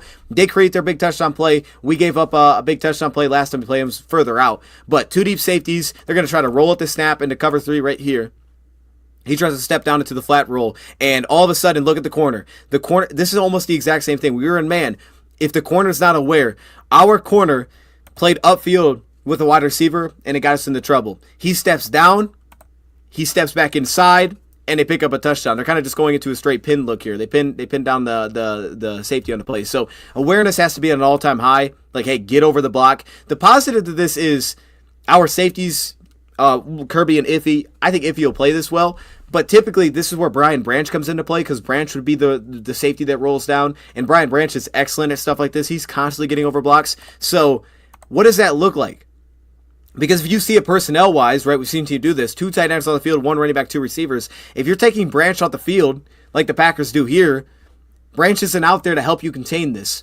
You know what I mean? So it changes a lot of things, man. And Branch would typically help us here. He'd get over this block. He'd read through that. So if he's not out there in some of these spots because they're going heavy personnel, we need everybody to be as aware as Brian Branch should be in those spots, right? Because that's what the run scheme is. We're seeing it now over and over. The outside runs. And then, again, when it's played well, it creates a negative. Safety, again, here this time. Get outside the tight end. And then, again, just beating the lineman to their spot. That's all that. I mean, just flying to the ball, beating the lineman to a spot. That's it, man. All right, let's go to some pass plays. Do we have some pass plays in here? No, we still going with some run plays. I mean, I don't know how many run plays I actually put in. I don't think I put that many run plays. Back to the kind of that outside zone. There's a split zone attached. You get a blown block here from Reisner. Again, look at the backside. They're doing a split zone to open up the cutbacks. And weirdly enough, there's some similarities on both sides. The Lions will run a lot of split zone runs as well against this team. Try to create cutback lanes as well. But the windows that they create, watch the backside linebacker here, right? You utilize the split zone block. You already had the receiver pull through. His eyes are on the tight end. Now all of a sudden he's not stepping down to play the run. So this is where I hope a guy like Alex being back, that kind of thing, makes us better. But, this might be Jack Campbell, Alex Anzalone, whoever's in that spot, right, not allowing this to happen, fooled by the eye candy. We'll have Trevor Nowaski out there. Here you do, and you're just waiting. You can't do that to Jones. Like, you have to play downhill against this guy. If we get cooked on some play action, we get cooked on some play action, but I'll have 2 deep safeties. You know what I mean? I'm not letting that happen. I can't get cooked in the run game. Look, here's the reality. Is there's not really a plan for, like, well, let's just take away Jefferson and Addison. There's not a great plan for that. I'm going to be honest. There's not a great coverage that's like, well, if we do this, they can't throw the football. It's like, okay, there's not a great answer for that. I think 2-man coverage is the best. So if there was one, I think that's what it is. You play 2 deep safeties in zone coverage, and you play man across the board, and you leave Brian Branch one-on-one with Jalen Naylor in the slot. But then if they put Jefferson in the slot, well, maybe you leave Brian Branch on him. But he probably doesn't have a lot of help at that point. So it's hard to do that on first down. The point is, it's really tough to find like a coverage that just doesn't allow anything. If they're under center, you play some cover 6, you can bracket some things in. That's better. But the one thing that you can definitely control is you can control not letting Aaron Jones wreck the game. Because if he does, you really don't have anything going for you on defense at that point. The 2 keys, everybody knows them. Stop Aaron Jones, slow down Justin Jefferson. But if anything, stop Aaron Jones. Don't let him go for $150 or we're probably in trouble. That'd be my assumption.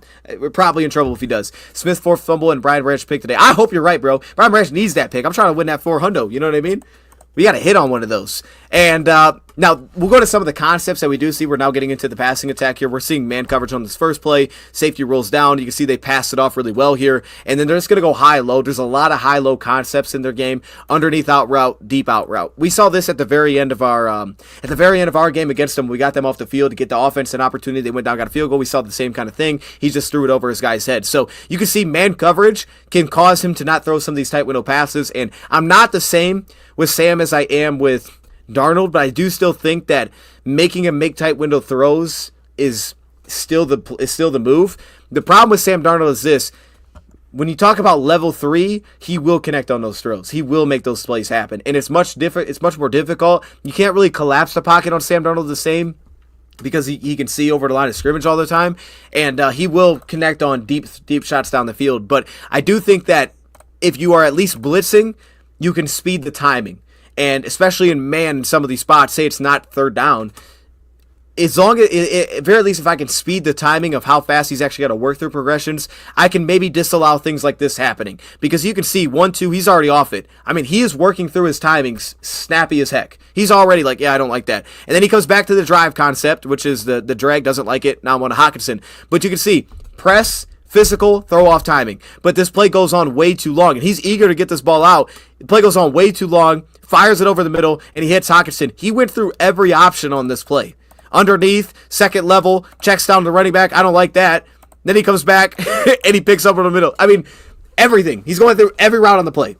That's tough. That's the problem to deal with. So you don't want him living in that world where he's that comfy. Hopefully somebody gets some pressure. That way that's not the case. But they also have a lot of guys that can get open. And TJ Hockenson, if we're just talking about a matchup, we all know TJ Hockenson against Alex Anzalone is going to probably show up a lot. Anytime we go 2-man coverage, I would expect that's going to be the matchup. And Alex Anzalone is a very good man coverage linebacker. TJ Hockenson, maybe the best man coverage tight end in football this season. He's got his hands full, man. But we did it last time, and last time they didn't have Hawk. That's another thing. Another different matchup. Last time they didn't have Hockenson. We had Alex Anzalone. They didn't have Hockenson. So their tight end threat was not the same. It was like flat routes. And it was very basic. It was like, let's run a crosser. There wasn't much to it. Now it's a real element of their offense again. And when you think about some of these drive concepts, he's a real threat for them now, again, offensively. Now, let me just show you examples of how smart they are, and then I'm going to try to knock him back down. But let's bring him up for a second. This is where they're tough. I didn't show the pre-snap stuff, but you're showing them cover 4, right?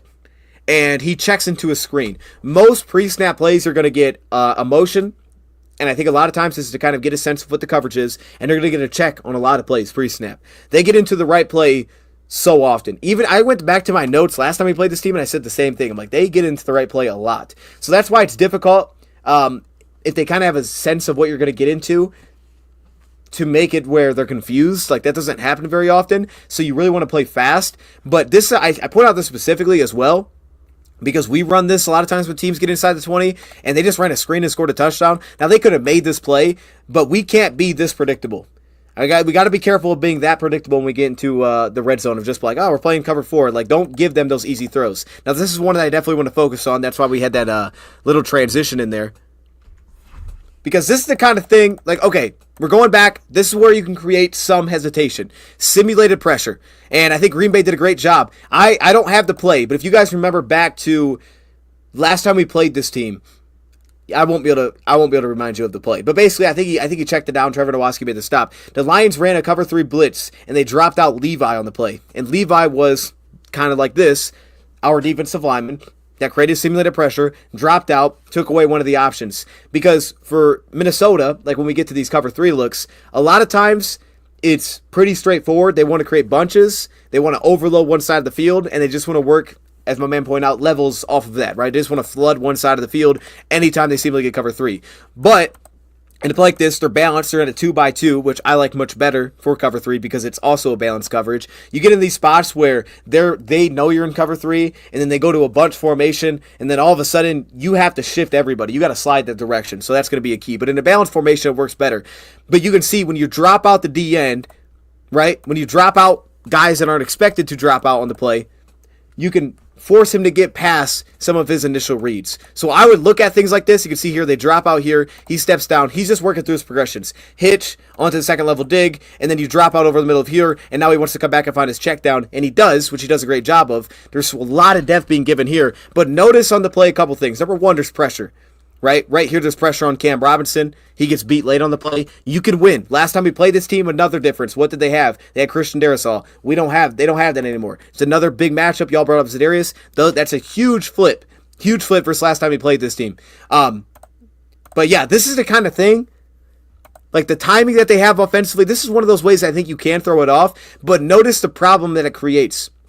And this is one thing that I brought up yesterday, and someone said, point out Iffy. So this is where I like Iffy. Iffy is 6'3" or something like that. He's like 6'2". Iffy's a big man. And I like him being the guy that buzzes in cover 3 in this game. Because he has the kind of size where when he's in this hook curl zone, and he's got to play and deal with these high lows, which is constantly what Minnesota does. Hitch, dig behind it. They want to create these levels. When you constantly have to deal with those, you get a guy that's that tall, he doesn't have to constantly play as deep on the play. He can play a little bit more shallow, disrupt not wanting to throw this, and then just kind of be in the way of the throw behind him. So you got to see, your cornerbacks in cover 3 are a must because they have to funnel everything. Like, I need my guy to funnel over time. You see how they funnel in? They're really closing the airspace. You can't allow this thing to just break inside because that's going to be a completion. We're going to see that. So one, funnel everything back inside. You have to squeeze everything back inside.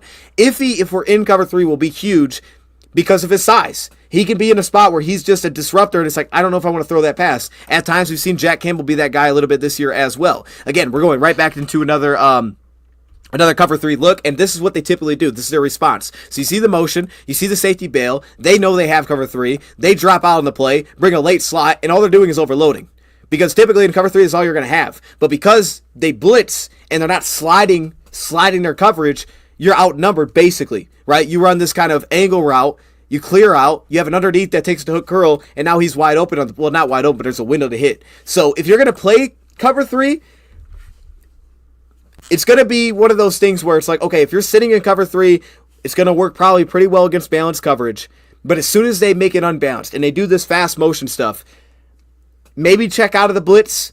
Maybe check out of the blitz in that spot. You need your second level to really be sliding, making sure they're not just getting outnumbered. And your cornerbacks have to carry a lot of the stress because they have to funnel everything back inside. And from the safety play as well, the seams, right? So we saw Green Bay, they were carrying the seams vertically just like this. They were matching the coverage when it would get upfield vertically. So it's a tough spot to be in, but I show you this sequence because essentially, if you look at how they attack cover 3, they just over and over had a great answer. So we saw the last play, they had an answer. Okay, they're getting it again here. Watch this. They're expecting it. He steps down. There's the blitz. He drops out. You simulate it, but look at the answer. It's very simple. It's a 1-2. It's a 2-man read. He settles down, holds the flat defender too long. He's trying to get underneath the 1 and throw an out route. It's an easy completion.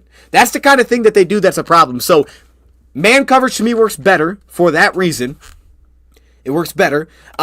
Or you have to have a wrinkle off it. Like, okay, he broke inside. We're matching the coverage. That's fine. You'd still pass this guy off, but you can't have your cornerback bail. He needs to be faster to get underneath the 1. That's the kind of stress that they put on you if they know what coverage you're going to get into. So for me, you just want to get to a coverage that can play fast, even if you get cooked a couple of times, because if you're playing with any hesitation, they're going to find a beater. Watch this touchdown. This is a cover 3.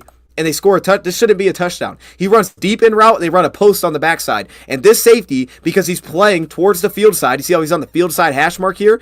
Watch this. This is goofy as heck. They run an in route. Now here, cornerback, Pass it off to the safety. Unless he breaks this as a curl, pass it to the safety, you bail. But now the safety leaves the play because there's a little pump fake from Sam Darnold. So now when they run the post, this guy's got to get out. He's out leveraged. He's got to work back over top because this cornerback hasn't dropped. And now all of a sudden it's a walk-in touchdown. That's the kind of goofy stuff that they do. But again, if they know what you're getting into, they're going to hit you with this kind of stuff all day. And that's the difference between a team like this and a team like San Fran. I don't think Purdy's going to constantly make you pay for that. Minnesota makes you pay for that. Hopefully our front four does some winning. That's the big part. And again, one more cover 3 look, because why not? Just look how they're overloading the play. They settle down the receiver right over the middle of the field. You're balanced. You have to slide. So in a lot of ways, this is kind of their adjustment to, you want to simulate pressure? We don't know who's rushing the play? Great. We're just going to overload one side of the field. So if you're doing this and you're not sliding, you're just leaving guys open because you don't have numbers on one side of the field. You can see they did a good job right here. You see how they go outside, they're playing the flats, they're funneling back inside. But if you're not going to slide your linebackers or your second level players because they're trying to step up to the line and show we might bring pressure, and then they don't bring pressure, now you get yourself into this goofy mess where it's like he can't get over fast enough. And now you got guys open. And actually on this play, I think it's actually the safety. Yeah, it'd be the safety that actually has the hook curl. So he still should go make this play. He still should close this ground. He does it. This will be your flat defender, and they just settle into the zone. They're a smart team, man. They're a really smart team. But we can find ways to attack them. We can find ways, and it comes back to playing fast. And here, if they try to match it vertically, there's the tight end out in the flat. They pick up the blitz, and there you go. They get a positive. But notice it's 2nd and 3, right? It's not a 2nd and 9. It's 2nd and 3. That's a problem. You got to stop the run. First down is literally everything on both sides of the ball. First down is going to be everything in this game. Vrabel to the Pats. I hope Vrabel does not go to the Patriots. I hope Vrabel goes to the Bears. Vrabel, go to the Bears. That way Ben Johnson doesn't. That's where I'm at. You know what I mean? Like, hey, don't go there. I just don't want Ben Johnson in our division. That's it. If he leaves, he leaves. I hope not, but don't go to our division. That's the big thing for me there. Please don't do that. That's I don't want to have to deal with that. I'm good on that. But anyways, we'll start to see some of the coverage creativity from Green Bay. Like here, they went to an inverted kind of their inverted Tampa 2, cover 2 kind of look on the play, and that threw off timing. You run the out route, the sit-down route, and then here they have the kind of their vertical in route. Again, a lot of their concepts are very similar. Deep out route, settle someone down underneath. In this case, they need more yards, so they settle them deep on the play, and then we run a deep in route. Their concepts are pretty straightforward in terms of there's usually a lot of these plays where you're like, okay, I know what area of the field they're trying to get to. They run a ton of deep out routes. They're typically going to run the second level in breakers. That's kind of who they are. And then here in this case, they kind of run a curl route. That's usually what they do. That's where they want to live. That's kind of similar to San Fran in some ways, but it's much more long developing. San Fran is much quicker to get those kind of throws out to attack that part of the field. So I guess that's a difference. Rumors been to Jacksonville. Oh my goodness, man. That would be some garbage right there. Don't do that, dude. You don't want to go to Jacksonville. They should. They need to help out Trevor. They already invested now, but you don't want to do that. Now, this is where I do like cover 6, but it can be dangerous. If you go back to last time we played this team, they had a big touchdown play, and it was cover 6. It wasn't touchdown. I'm sorry. It was 50 yards, and I think they went to their cover 6 look. You bracket this in. You play quarters on the backside. The issue usually becomes the backside defender. You keep him down underneath. You hit something back over top. But it works when they're under center. It works in kind of these more condensed splits. The play action setups off it. You can play cover 6. You can bracket things in a lot better. Yo, Dion, fellow Yankee kid, Skull Vikings. Looking forward to our NFC North rivalry matchup tonight, homie. Much respect to your Lions team. I'm fired up, man. I see you. I appreciate you stopping in. I'm pumped. You know what I mean? I'm excited for it, too. Like I said, I rock with the Vikings fans. You know what I mean? We did our show earlier. You know, I know the dudes that be hopping in the chat. I see y'all. But I rock with those guys, man. You know what I mean? Vikings fans are chill. I can rock with some Vikings fans. At least the ones that I've encountered so far. Who knows? Maybe I get to a point where it's like, wait a second, this is a disaster. But no, right now, your Vikings fans been fantastic. So I'm excited. I'm excited to have fun with this one. Please don't kick me out since I'm like, I wouldn't kick you out. Moderators might. I'm just going to be honest. Look, it might, you know what I mean? I wouldn't do it. But I don't have that control. If you start talking crazy, I'm just saying it's possible. But yeah, I like this coverage under center. But when I saw this play, this is what got me to like, dang Vikings, dude. So, okay, look, what are we seeing, right? You start sequencing coverages. You're like, all right, we're going to play this. And then all of a sudden, Minnesota, they see it a couple times. They're like, all right, let's find some wide open guys. And then all of a sudden, you're like, all right, let's play cover 6. So I show a play, they covered up well. And I'm like, all right, let's play cover 6 again. And then watch the goofiness. Now, this isn't completed, but this is goofy. They released TJ Hawkinson between the tackles, and then they brought him on this deep corner route. I'm watching this like, what? Who does this stuff? But this is where a cornerback has to bracket in. So spacing-wise, if he brackets in Jefferson, Hawkinson can get open on the play. Now, they do a pretty good job with it, but that's sneaky as heck. That even in a coverage where you're like, well, usually that coverage would kind of bracket everything in. And it's like, well, maybe not. Maybe not. You thought it did, but maybe not. So you got to be careful, man, because it's so fast. You say something that's against channel guidelines, and I'll do something about it. Hey, there you go. There you go. But yeah, man, it happens so fast. They adjust too quickly. And if you're coming out like this and you're just kind of tipping your hand, like I think this was this before half? It's like, yeah, we're going, Tampa 2 coverage. I mean, this is a money throw. This is a money throw by Darnold. Look at this. My God, I saw that like, dang. He laid it, and then he looked off the backer and he just ripped that thing in there. That's what we and the Vikings have in common is we're really good pre-snap. Very good teams pre-snap. Now, he will miss high over the middle of the field, as we talked about, and you get another inverted Tampa 2 look. This is the kind of thing, right? So now we see Tampa 2. Watch how they attack this. We've seen the inverted look once. Look at this. Usually on Tampa 2, you're going to open to the strong side of the formation. So their middle field defender right here, he's going to open towards the strong side of the formation. So Darnold looks it off. Then on the backside, they run their inbreaker. So it's the same concepts. It's how they set it up, which is the problem. Look at where his eyes go. His eyes go to the strong side. Darnold looks there, and now he's on time, and he hits his second level throw. That's an issue, man. It's an issue. But notice, again, what's the wrinkle of it? They're trying to show different guys in pressure. And there's no depth there because of that. Like, look how shallow our boy is right here. And then he doesn't have any depth on the play. So either the safety has to be amazing and get on that. He has to undercut the route. Both of these guys got to funnel better. And then this guy's got to have some depth, but he does it. Because they're trying to show, like, I don't know if he's blitzing. Then he drops out. Like, we got him. No, you didn't. That's why that creates an issue. And just one more for example, we get kind of the country dagger. The country dagger. So again, it's a lot of the same setups, but the country dagger sets up here. Deep over route, deep dig route. You're in cover 6. What does that do? It peels out the backside safeties. Now you open the guy up in the middle of the field. You settle down again underneath. Hold the underneath defenders. Second level throws there. I think that's a huge reason the Lions went into so much quarters because they didn't want this to happen. And this is a spot that I can live with. Like, we are in this spot defensively, and my cornerback can step down and try to break on the football. I can live with that. Giving up plays like that. Just not like 2nd and 15. If it's 2nd and 15, why are we in that? Play man, press him, throw him off their timing that way. That's where I'm at with it. And then the interception, he will give you the football, as we know, and typically it's because he forces it. In this case, he forced it. He felt pressure. He forced it. In the past, it would be more so he'd force it to Justin Jefferson. Because this isn't a coverage they haven't seen, and it's actually a coverage beater in theory. Like, if this cornerback dives, you run the smash concept, basically, right? You settle down here, whip route, you run the corner behind it. This is technically open if the cornerback dives, and he does, so Darnold just throws it. The problem is that he gets back out on the play, right? The ball's not really on the line. It's a really tight window throw, and that's where I feel like Darnold gets in trouble because he tries to make a throw that's too tight windowed. It's like that. You shouldn't try that, and he's just doing too much.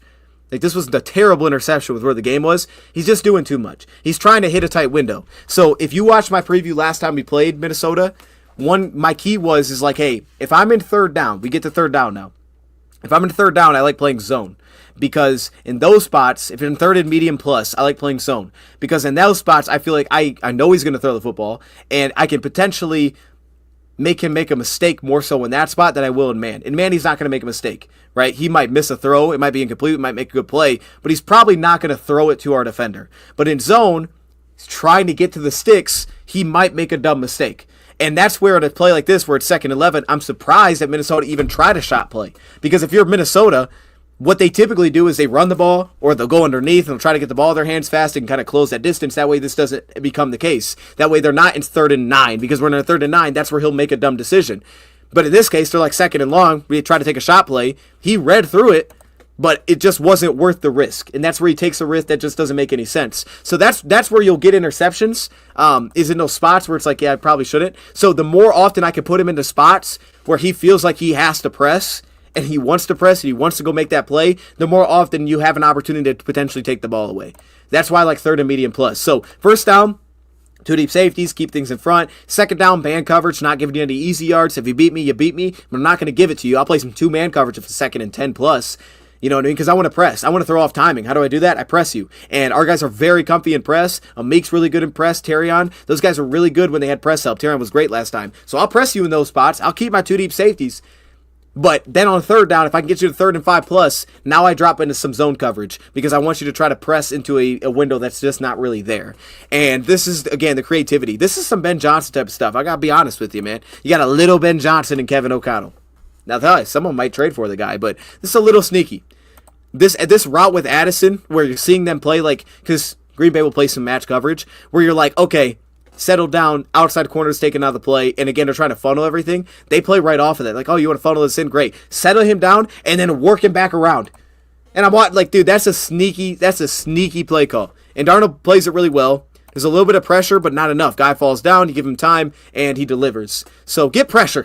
Find a way to actually get pressure, not just blitz. But you can see that confusion is tough. Confusion is tough unless I think you're breaking typical tendencies. Confusion's tough within your natural tendencies. But even a play like this, watch where this ball goes. He throws it high on a play like this, right? Throws it right over Justin Jefferson's head. He's doing too much on a play like this. Again, you're in cover 3. They do the right thing. This is what they typically do. They bunch it. They overload it. You got a flat. You got a sit-down route. It's like, hey, here's the in-between guy. Maybe throw the flat. He tries to fire this thing because he feels pressure. He tries to fire this. Jefferson throws it over his head. That could have been a pick. I mean, that was like, dude, don't throw a pick there. That'd be a terrible spot. You about threw a pick. So that's your opportunity. You know what I mean? That's your opportunity, right? That's where he'll give you the football. It's going to be hard. And here's the thing, he'll miss throws that are open even in man. So you know this is true because he'll miss reads in man coverage on like third. Like I've seen plays like 3rd and 8 where defense will go man coverage and you'll have like a tight end that releases and nobody covers him and he doesn't even ever look there. He's like, I'm looking downfield. He never even looks there. He'll do things like that. He's trying to get to where he wants to get to on the field, and you get some dangerous passes because of it. But this is the concept. Going to their concepts, whip routes. You guys are noticing a theme, right?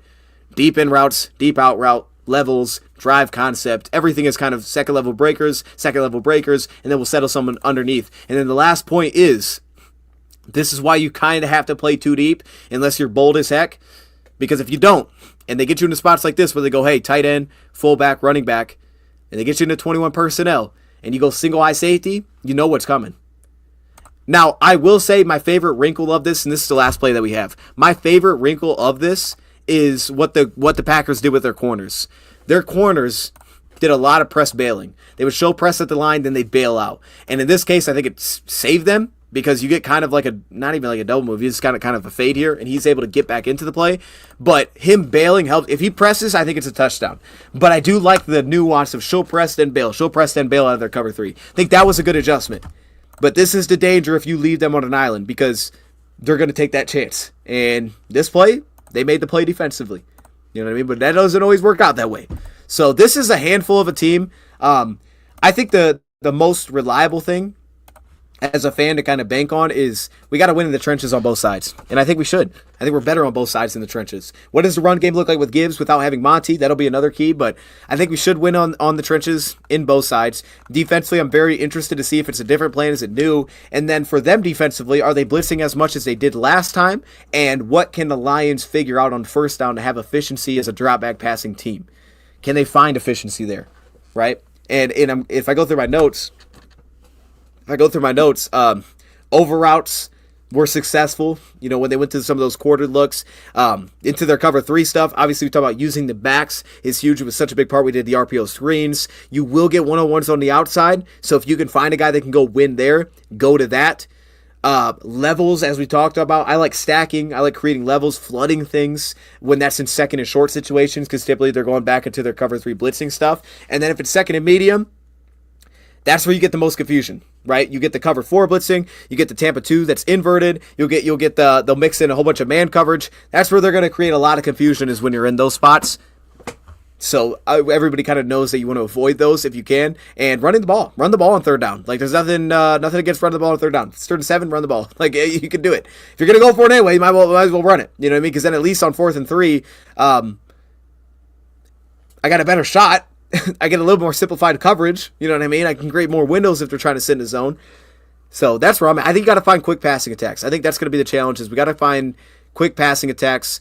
Can't have all these false start penalties we had last time. If they are playing more quarters like they did last time, the shot plays were it was scissors concepts, it was St. Brown, it was Tim Patrick on the deep dagger setups. Like there's setups to do that, and then misdirection. Look for the Lions to be very creative. Misdirection. On first down, if they can't find a ton of efficiency and they're just running the football, look for them to utilize one of those jet motions and throw it to a jet. Fake the handoff, throw back screen. Look for stuff like that where they try to get a flow one way and they just try to play completely off it, because that is one thing where that's why the counters work, but it also can work with misdirection in the passing attack, because they're so aggressive at the second level that they will be susceptible to making a mistake if you're in the... because that's how they play defensively. So look for stuff like that. The Lions need to find a way to jumpstart the passing attack. Look for some misdirection. Maybe that could be just, a Jameson end around, that kind of thing. But I think like a throwback screen, that kind of stuff, I think that'd work well. Throw it to my receiver in the slot, let him get a tunnel screen, but off a play fake the opposite direction, that kind of stuff. I would look for stuff like that. And then against man, as we talked about, the delayed rub routes work, and create interior pressure on defense. You know what I mean? Create interior pressure on defense. And I think Levi and Reader are both guys that can do that. I think both those guys can do that in this game. I think Levi especially. And I'm really curious to see what we get out of Pat O'Connell, chat. What do we get out of Pat O'Connell in this game? Because he's a good matchup for this team. I think he's a really good matchup for this team. I think we should run the ball well, really just attack everybody but Phillips, and then handle Phillips. And you just have to deal with their linebackers going to play fast. They'll create negatives because of it, but you can also pop some runs out of it as well. Lean on your tight ends blocking. That's fine. They can block, and they've blocked well, so lean on that. And I think that's really everything for that side of the ball. Oh, yeah, and then last one. When they're in the red zone, they're not as creative. The red zone defense isn't as creative. I actually had one of my notes last time we played this team, like run the ball 4 times inside the 10. Just run it 4 times. They're tough to throw against. So look for that again, but they're not as creative. So you're going to you got to know what they're going into. They're kind of just going to tip their hand, but they're just tough to throw against. So you might have to get a little run after catch in those spots so someone just don't make those things happen. We need to double their wideouts. I think we'll see it in like those under center looks, kind of, where you'll see like the cover 6 and stuff like that. You'll see it there. It's kind of like impossible to just straight double them, but I think the closest thing that you can get to, and let me see what I had in my notes here. The closest thing that you can get to is like the two man looks. I think that's the spot that you want to get to, and you get to those by 3rd and medium plus. You get them backed up. If it's, second and long, like I talked about, I'd go playing man coverage. I don't want to give them underneath routes. I don't want to make it 3rd and 5, so I'm playing man coverage on 2nd and 10. So if I can get them this, if I can stuff the run on first down because I'm aggressive, and I'm playing 2 deep safeties and they're a run heavy team on first down, then I can come back on 2nd down and I can play man coverage. I'm very comfortable then because I can keep 2 deep safeties. That's where I'm much more comfy. And then I let Alex Anzalone ride with Hawkinson, and we'll see how that plays out. Because then I can blitz out of it.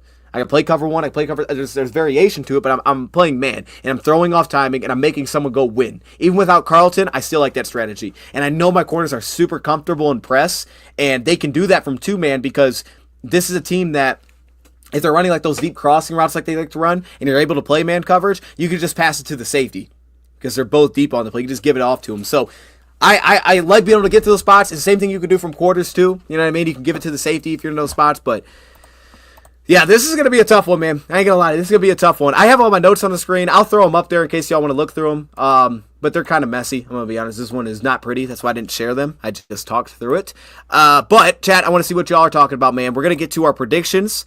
And we're also going to give a shot to BetUS, see where these lines are at, man, because we got the 2 o'clock or the 4 o'clock games going on.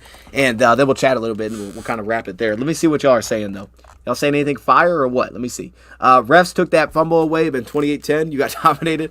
Yeah, hopefully we get the flip of that this time around. Hopefully this is one of those games where it's like we go up. Hopefully it's one of those games where we go up 10-0. Hopefully we don't go down 28-10, but we go up 10-0. That'd be great. That is not it. I thought maybe that would be it. That's not it. That is not it. But hopefully it's one of those games where it turns into something like that. We'd love to play with the lead this time.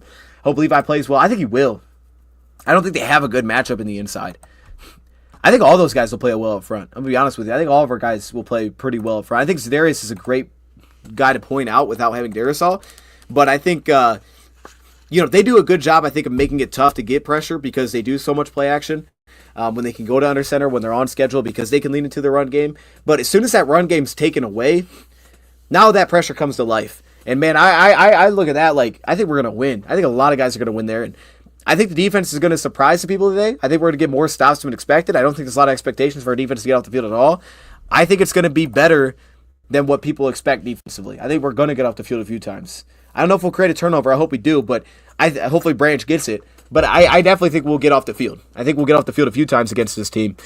It's just that I think our offense will as well. I think we'll get off the field as well in offense too, and that's going to be the key. Is how often is that? Because it's almost like the flip. Taylor Decker on Grenard. Yeah, that Grenard's good. He'll be on Sewell, I think, a lot too, if I remember correctly, because he plays a lot on kind of the left edge position. That one doesn't concern me too much. Going back, Kayode was the guy that I thought was the most inconsistent by far in pass pro. I mean, I guess if I had to point out somebody, whoever is lined up against Grenard, probably, because he's such a good pass rusher. But I don't know that it's like a major concern. Let me see here. Yeah, I don't know. It's their best pass rusher by a mile. So yeah, I'll give you that. Whoever matches. Yeah, he plays left outside linebacker. Yeah, so that means he's typically going to match up on Sewell. I don't know how often he'll do that, but that's typically what he's going to do. So that'll be more so of the matchup. And so, yeah, I mean, I don't know, man. I don't think I'm as worried about that. I think schematically the ball's got to get out kind of fast anyway. And I think that's why the interior is more important, because if the interior is getting blown up, then I have nowhere to go as a quarterback. So it's like, man, if I'm getting the ball out fast, the only thing that's going to kill me as a quarterback if I'm getting the ball out fast is the interior. And Jerry Tillery, Harrison Phillips can win. So, but run the ball well against those teams. Yeah, Grenard's had a huge season, though, man. His numbers have been fantastic this year. I wish Davenport was healthy, man. It makes me sad. Because, that was a conversation I had with Rad at one point, and I was like, Davenport's going to be crazy. And I think he was going to be crazy. I hate that dude got hurt, man. I hate that. I think he was going to go crazy this year. He's off to a solid start. I think he was going to go nuts as time went on. But, yeah, unfortunately not. We that's going to be on the draft docket. You know what I mean? I'll be looking at that. When we get to that point, 2 hours getting closer, man, it's crazy. It's crazy. This stream has flown by to this point. I can't believe we're already here, man. This thing has flown by. Speaking life to your team. Okay, I'm missing what's going on. So, chat, let's do this. Because I'm probably going to go live a little bit before the game as well. Not because Joseph Dad's not here. So he might join in. I'll have to stay in touch with him. He might join in virtually, through his phone or whatever. So we're going to go live before the game kicks off. We're not going to go live 8:20. We're going to go live earlier than that. So we'll be live earlier. Join into that. We'll chat it up again. We'll probably talk about, players to watch, that kind of thing. But throw your predictions in the chat. I want to see what y'all got. Score predictions. Put them in the chat. If you guys got a great player prop parlay, throw it in the chat. Shout out to everybody that's in the chat. I appreciate y'all being here, man. Shout out to my man KV Alto, who dropped 10 gifted memberships earlier while we were live. That was amazing. KV Alto, I appreciate you, man. Shout out to everybody that was able to get that. We're rad. Hopefully, like I said, I told my guy earlier, asked about him. I'm going to reach out to Red, see if we can get him on before our first playoff game. That's what I'm going to do. I think he'll come on for that. I'm optimistic. We'll see if it happens, but I'm still in touch with him. I'm gonna try to make that happen. Okay, all right. That's my thing. I'm gonna bug him. We're gonna see what we can do. Okay, and there's also a thing set up on. I don't know how it works. But I want to dye the hair blue again this year. Or maybe get a blue wig. Something. We're going to do something like that when the playoffs rock. That's the plan. If Jake Bates gets... Oh, hey, that's a matchup to watch. Will Reichert versus Jake Bates. That's a matchup to watch indoor. Got to kick a 54-yard, put the game away. How you feeling? 54-yarder? Ooh, that's right on the edge of being real confident. I'd be like, to put the game away? If it was game on the line, he misses, we lose. I wouldn't watch. I'm going to be honest, I wouldn't watch it. Y'all would have to tell me. Yeah, I'd turn around. That's one of those. Yeah, I don't know. I'm not good at it. I'm not good at watching kicks, man. I'm not good at it. It's a struggle. I used to be better with it. I think after trying to understand how kickers, the technique of kicking a football, because I've always been trash kicking a football, but really trying to understand it. Yo, when I see it. You start to look for the little things, and you're like, oh man, it just takes one little thing to be thrown off, and he misses the field goal. The snap, you know what I mean? When he's working up to the football, where did his plant foot get to? What part of the football did he hit? You know what I'm saying? Like it's like if any little thing is a little bit like, did he follow through the football towards the field goal post? Did he follow through a little sideways? Anything's thrown off, all of a sudden you're like, he probably missed that field goal. Kickers have it rough. Like, I understand why guys struggle to kick footballs, man. I get it. The just from like the little things that have to go right, it takes like very little of anything, and all of a sudden the field goal is just not good, or it just turns out like terribly, and it's like, that was an ugly kick. Like, that thing has to be just, and you can nail them, right? You get it going, you can just consistent. But the right way is tough as heck, man. It's tough as heck to get somebody to consistently kick a field goal the same way. So it makes me nervous, man. It makes me nervous as heck seeing any field goal now. But if you ask me, would I bet, like if he was on a 54-yard field goal and it's like, yo, you put $10 down now, would you do it for him winning that? I'd be like, yeah, I'll put 10 on that. I believe in Jake Bates, but I'd be nervous. I wouldn't watch it. You know what I mean? I wouldn't watch it. It's 4th and what? The block caught me off guard. That wasn't on my bingo card. The block. Last week? Yeah, last week. Hey. Yeah. TDs for Gibbs, JMO, St. Brown, Laporta, and Detroit -2.5. TD for Gibbs. I don't dislike that one. I think that was one I was looking at. The JMO one I think is hard. I went with Laporta, so fine with that. And I think the St. Brown over is good. So if you're saying a St. Brown touchdown, I think that's good too. 2.5 is a good number. BetUS, I think it has it at 3. So if you get it at 2.5, I think that's a good number. The only one I'm worried about there would be Jameson. That'd be the only one that would concern me. And then, yeah, I'd feel good about the other ones. I'd feel good about that. I don't know if you can, depending on how you're doing it. You should do it on BetUS. But depending on how you're doing it, I don't know how it works. I would jump on, like, the over for recept. Like, I think one of the safest bets is Jahmyr Gibbs over 4.5 receptions tonight. Oh, wait, I typed it in wrong. I think that's one of the safest bets. He said it like 4.5 receptions. He had a ton. He was super involved last week early, or last time he played this team, and Monty ate some of those up. Like, so not having Monty, or he would eat some of those up. So not having Monty, he's going to be out there a lot. I would bet on Gibbs. I think he's the safest prop bet. For me, he's the safest prop bet without just moving it. Because, yeah, for over on BetUS, man, use code YouTube150 if you're looking for your sports book. 150% deposit match first deposit, 125% your next 2 deposits, up to $2,000. We got some specials. What do we got? We got the Heisman Trophy line for next year. Bill Belichick. Oh, wait, hold on. I got to see what this is. What is this? Years of head coach at UNC. You can bet on that? That's crazy. Bill Belichick will wear a cutoff hoodie in his first game. I'm going to bet no. Yo, I don't think he will. What do y'all think? Bill Belichick, what will happen first with Bill Belichick's girlfriend? Oh my. Yo, this is disrespectful. What fraternity will Bill Belichick join? What are we doing? Wait, time out. Time out. This thing went completely. BetUS, what are we doing? Hey, I'm just going to say this. I don't know if your sportsbook does this. But the fact that you can the fact that you can bet on this, hey man, I don't know. She enrolls for a class. Is she not in college yet? She's got to be in college, dog. She's got to be in college, dog. It's got to be in college already. Okay, I don't know, but that's an option. I don't know what this is. No, that's crazy, bro. Okay, well that's an option. Go to BetUS if you want to see whatever that is. Someone asked me about the MVP. So I want to see what they got. Dude, the MVP, it makes me mad because you think it's probably the same people that are voting for the Pro Bowl. I don't know if that's true or not, but it feels like it. I just hate all those. Someone asked me today, he was like, how old is the girlfriend of the trolling? She's super young. I don't know how young, but she's super young. Like, she could be in college. I believe that. But I hope she's in college right now. Like, it's not like hey, next year, like, hold up. That's crazy. So what do we got? We got the Lions line. Let's see if it stayed the same. Everything looks the same. Over, under, money line. All that stuff looks the same. But I wanted to... Where's the awards at? They got the awards up here? NFL futures. Specials. I think it's... Is it futures? It might not be futures. I don't know where the thing's at. See, I'm not great with this, man. I don't know what I'm looking for. NFL alternatives? No, that's not it. NFL alternates are fun, though. All right, calm down. Props. Week 18, NFL specials. What do they got for NFL specials? Let me see what that is real quick. Oh, here we go. NFL specials. They're all Lions specials. Jared Goff to have 150 yards in each half, plus 350. That's interesting. That's interesting.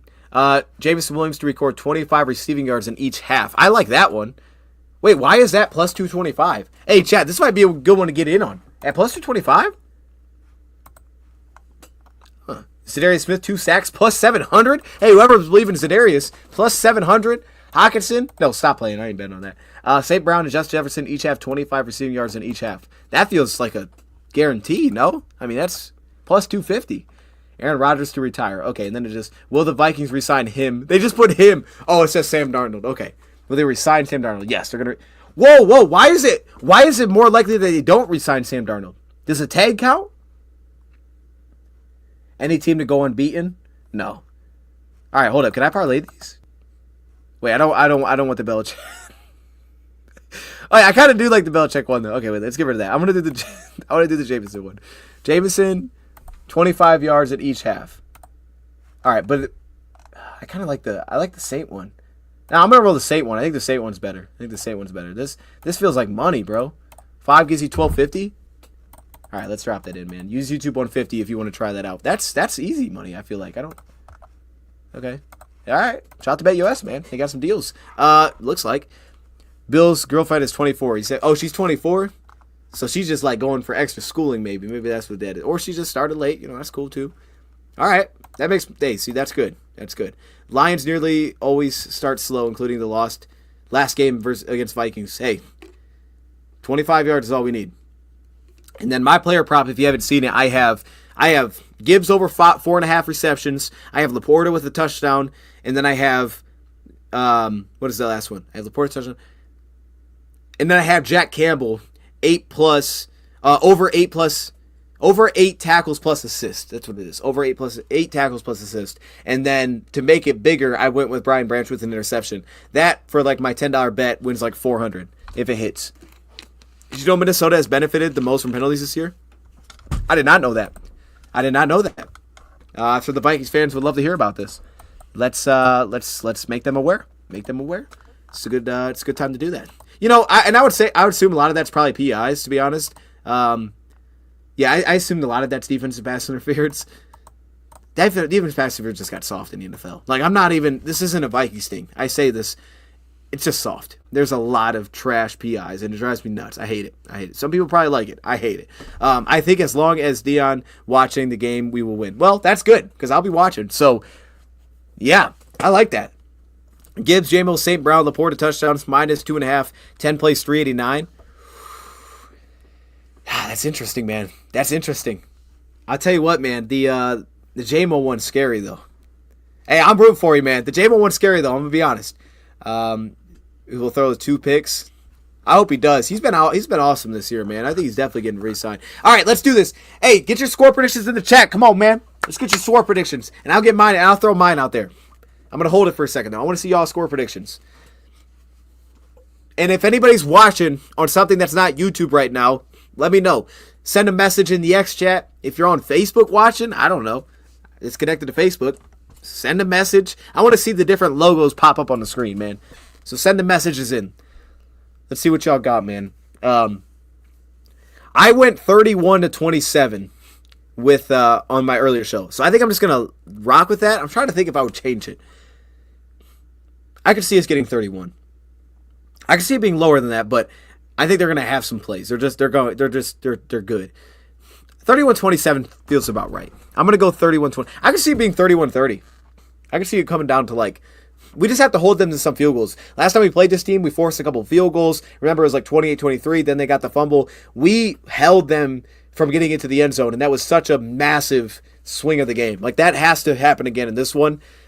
Is that we didn't allow them to score in scoring positions, touchdowns, right? The one was the interception. So we have to do that again. I'm going to go 31-27, 69-0. Okay, 50-27. 50 is crazy. I'm here for that, though. 50 would be amazing. That's like a college video game score. 41-31, 36-27. I like that one. That one's unique. I feel like if that happens, we've had that, though. That was the score of the Washington game, right? When we beat Washington, I was at that one. I think it was 36-27 a couple years ago. 38-21 Lions, 63-42. Eric, this is going to be an amazing game. I'm going to be honest. Out of all the scores I'm seeing, we got a lot. 34, 31, 34, 31, 38, 35. Y'all kind of the same boat. Okay, we're all kind of the same spot. If I could pick a score, this is the one. Or the 69-0. This is probably the one. This sounds like an outstanding game to watch. I am here for that. Or the 50-27. One of those two. How about Tim Patrick, anytime TD? What is that paying? I don't know if I'd mess with that one. Well, I guess, it's going to be contested regardless there. I don't hate it, man. You know what? I don't hate that. I don't hate Tim Patrick touchdown. I don't know what it's at, though, but I don't hate it. If the Lions can force field goals, that'd be key. Man, that'd be everything. It'd be everything. Because they did a huge job of it last time, man. They just kept forcing the field goals, and until that fumble, it felt like the game was kind of over. Plus 285. There you go. Shout out to Raise the Sales. Plus 285. I want an Arnold pick 6. Me too. I would love an Arnold interception. I was so tempted to bet Arnold's. I still think if you can get iffy on a prop bet iffy on an interception. I think that's the best player to bet. If there's a player to bet an interception, I would bet iffy with the interception. And also, he just has a history of doing that against Minnesota. So I bet iffy. If I was going to bet somebody, I bet iffy that he would be the guy that gets the interception. That'd be my pick. But I went with Brian Branch because I couldn't do iffy. Kirby is mad about the Pro Bowl. He will have a game. I could see that. He was awesome, too, the way he adjusted last week. I didn't see it as a... Oh, wait. 63-42 is... what is this Big 12 game where both defenses say I quit? I'm still here for it, all. Hey, as long as we winning, though. You know what I mean? As long as we're winning. We score 63. We're doing work, man. Are we on pace to set the record for points per game? I want to see that before we get out of here. And then again, we're gonna do our we're gonna go live for the watch party before the game, probably like at least 30 minutes before. That would be my guess. Offensive stats. I think we lead the league in points per game. I was thinking more like offense and defense TDs. Hey, is Kali playing? I think so. I don't think we have the inactives yet. I think we have to wait like an hour or 45 minutes. I think we have to wait like 45 more minutes. But he should be playing. He and Alex Anzalone were both activated. They should be on the field. Lions this season are averaging 33.3 points per game. Is that the record? That sounds like it'd be the record. If I don't know, that's probably a team that scored 35 a game. Let me see. Like maybe the old Denver team or something. Most points per game by team in NFL. I know he said our own. Oh my gosh, the Rams scored 38.8. Oh, in 1950. That doesn't even count. How did they score 40 in 1950? No, that don't count. You only played 12 games. Second is 2007. The Patriots scored 36.8 a game. And then the Chiefs at 30. Okay, Chiefs were 35. So that's what I was thinking of. And then Green Bay in 2011. That was the year that we won 10-6. They scored 35 a game. Okay, so we got to bump it up. We might need one of them 60-point games. We might need that. Lions need to score 57 to beat the 07 for just total points in the season. Wait, who put 57? Didn't somebody put 57 in the chat? Nah, somebody knew that. No, he put 50-27. Okay, that's good to know. Yeah. Wow, that's crazy. 33 points a game is insane, man. We're the leaders by a point and a half. And we have a top 10 scoring defense still. So that's good. Lions to win by 1-6 is plus 300. Hey, that's not a bad one either. That feels safe too. I guess because you're then betting two things, right? You're betting the win too, but the 1-7, that's the only spot I think I'd go for there. Let me see what the NFL alternates are on BetUS before we get out of here. Lions plus 4.5. We don't need that. We don't need 4.5. Lions minus 10.5. Is that minus 259? Is that right? Hey, wherever you're finding that number, I mean, maybe you're finding that number. What up, Dan? I'm nervous. Not gonna lie. Nah, don't be nervous, man. We play in the playoffs regardless. You know what I mean? I think this is one of them games where you just let it hang loose, man. You just go out there swinging. Like, we're going to win this football game, and if we don't, we're in the playoffs next week. It is what it is. You know what I mean? That's where I'm at with it. But I will send the right link. My bad on that. That was a disaster. My fault. I was like, yo, how are people getting in here? It's like y'all just showing up for the party. Like what? I got to end this thing. I can't just have everybody joining the backstage.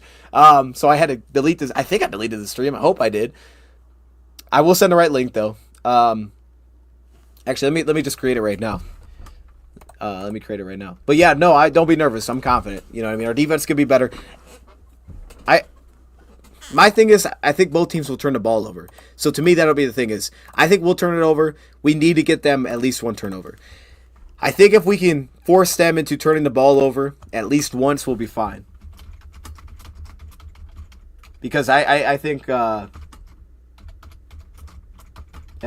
we just need at least one. We just need at least one. We just can't lose that side of it. We just can't lose the side of the turnovers. So at least try to kind of. We can't lose it to the point where we don't get one and they get one. Because I think we'll probably turn the ball over one time. That's kind of where I'm at with it. I just created it. And my man said, what's the prediction? I got Lions 31-27. 30, and if you're just joining, feel free to go back. We ran through a lot of plays. 31-27, I got the Lions winning. I explained it as like Minnesota score at the end. I don't know. I don't know if that's true, but that feels like the right number for me. That feels pretty accurate. So that's what I'm gonna roll with there. Feels like it's in the right ballpark. I have a feeling that feels good. That feels good. Man, I really don't want the Rams away. Maybe right on dang Rams, man. The good thing about the Rams on the road though is the weather would be good. It'd be fantastic. It'd be fantastic. And then the second round, wait, but wouldn't we get Tampa? I think Tampa locked. Well, hold up. I don't know how it works. We'd get Rams, or would that be second round? Yeah, because we wouldn't play the Rams first, right? Unless they're the 4 seed. But they wouldn't be the 4 seed because the Bucks won. Oh no, it's because Washington lost. That's what it was. I take that back. Washington. It's because Washington lost, right? So the Rams are that seed. Wait, so if we win, if we lose, do we play the Rams? Is that like official? I'm gonna try to send this link out.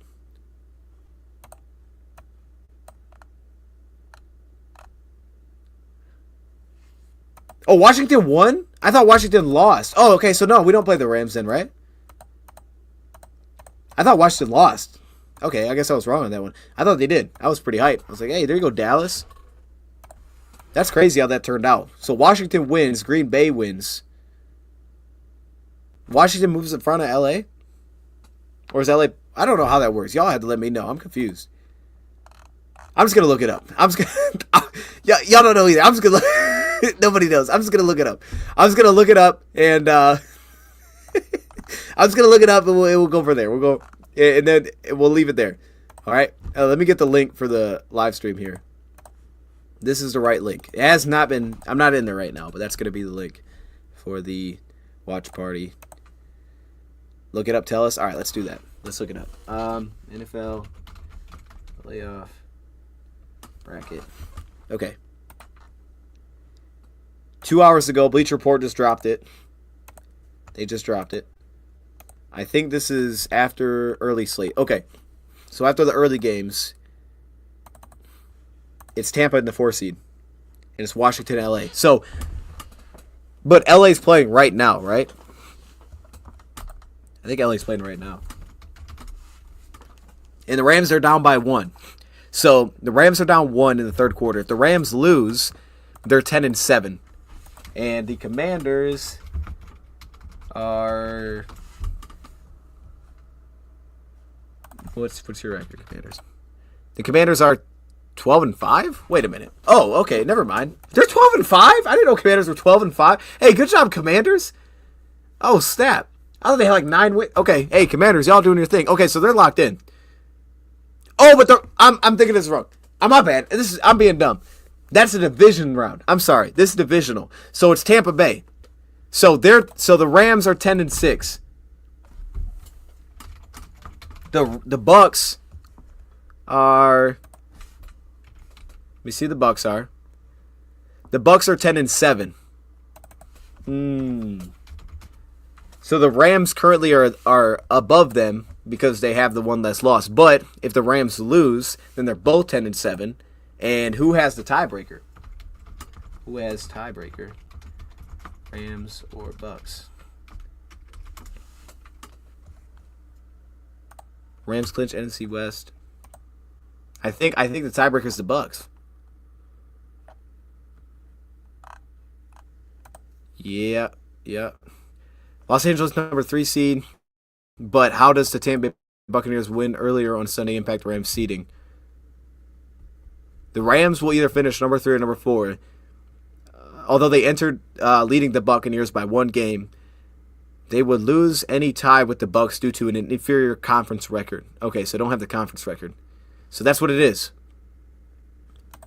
The Rams had to either win or have the Bucs lose to maintain the 3 seed. So they need to win.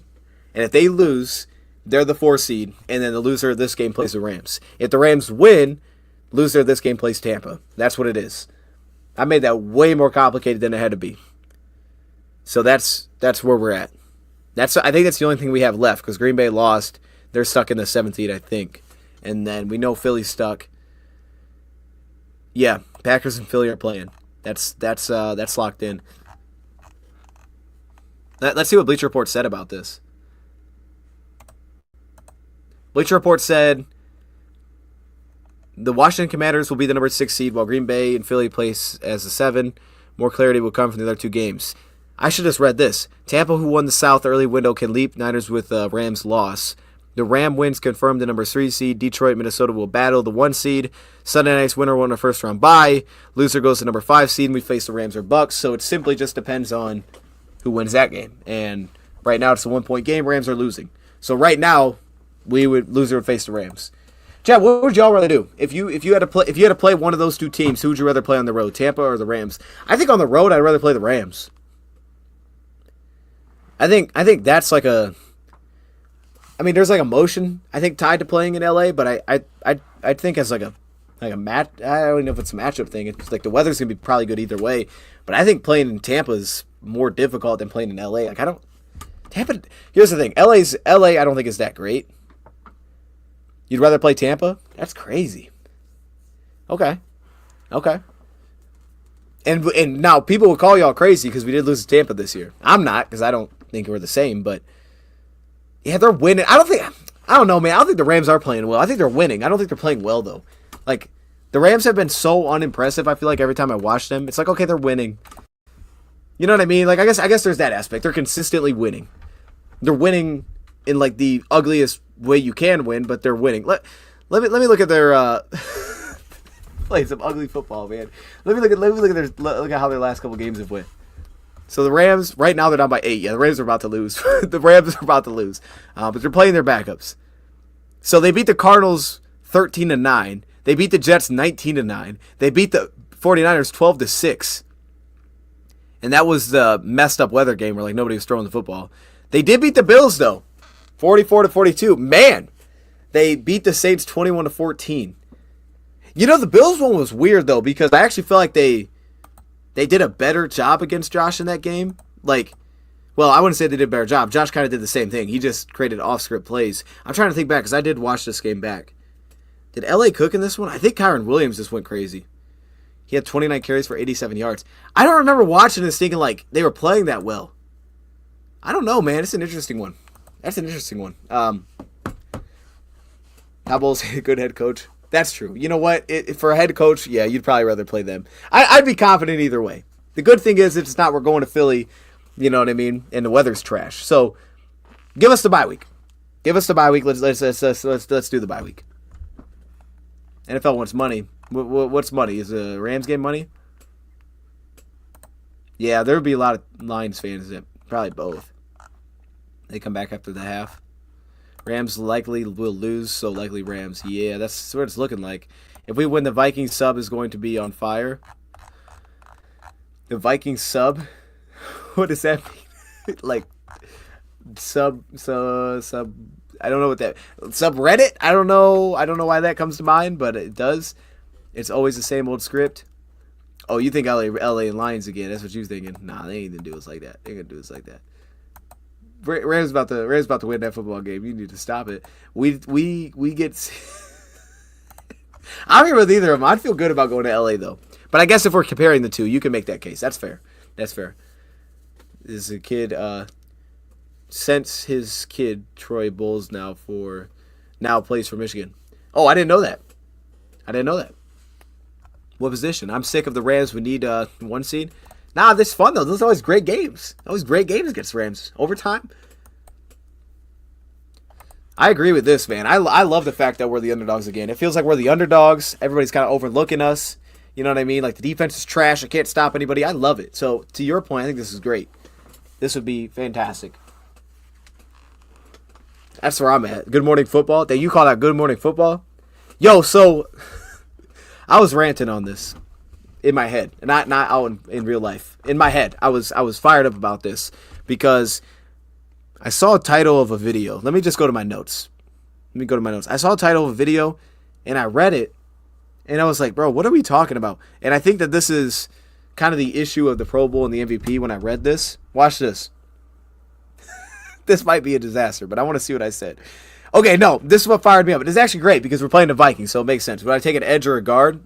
I'd probably take a guard for need, right? If I had to take, like, for need wise, I'd take a guard. But I think based on the position, it might be edge instead. It might be edge instead because of the value of that. It might be hard to find an edge any later that's like could be the guy. When can Davis come back from his jaw? I don't know. I think that he's just done for the season. We haven't really got any updates unless you guys got anything. Him, Davenport, I think they're just done.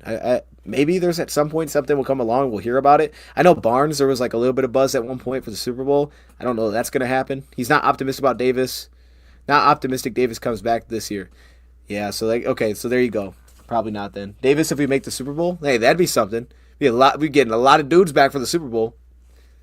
Are we cutting Sorsdal? Well, he's kind of a tackle now, right? And he's behind Skipper, which makes Skipper's played well. But he might be our seventh offensive tackle, or not our seventh tackle, but he might be like our second backup offensive tackle. So that's good. I think it's a good transition for him. Go back to what he did in college, give him time. Like, I think it's fine. I'd like to see where that goes. Now, he could get cut next year, but I'd like to see what it looks like in the preseason and camp again at tackle. I think the transition could definitely help him. He's a good athlete. We don't really know at tackle. We only saw the 1 year when he went to back to it, and it's hard to take anything from William and Mary and be like, oh, okay, that's who he is. It's all kind of new, but I would like to see him back at camp. Like, I wouldn't cut him before then. I'd see him back. He's cheap. Why not? He's on his rookie deal. Convert Manu to guard. I thought they were going to, but they left him at tackle. So yeah, I guess yeah, technically then Manu. Well, Manu's not. I wouldn't say Manu's above Sorsdal. I wouldn't even say that. Yeah, I wouldn't even say he's above Sorsdal, but we do have him. I don't know where Manu's at. Who knows where Manu's at? But that could be valuable because Manu's not ready next year. They'll probably just bring Skipper back, to be honest. Yeah, it's a good problem to have. Looking for a future center. What player do you want from the draft? I don't even know yet. I don't even know yet. I've just been watching players, man. The positions that we've went through aren't really like our needs, so I'm kind of just going through guys. I don't think it's like something I really want, as of now. Like, I haven't got there with it. I don't know what I really want yet. I don't know. Because I don't think it's that pressing of a need. Like, even my guy brought up Mahogany. Mahogany was good. I don't know that he's a starter. We have to see a lot more. But it's a good problem to have. I mean, if Mahogany is a starter, be like, okay, maybe there's something there. Sorsdal sucks. Well, we'll see. Hey, look, he might not translate. You know what I mean? Linemen are hard to hit. But I think there's a chance at tackle. I don't think it's going to work at guard. I think at tackle is a shot. So I just need to see it more. You know how linemen are, man. It's going to take time. It's going to take time with Manu. I don't want to come back next year and be like, cut Manu. It's like, wait a minute. This is going to take a second. So I just want to, it's linemen. We're not in a rush. Mahogany was a more ready now type of player. But still, shout out to Mahogany, though, because he played well last time.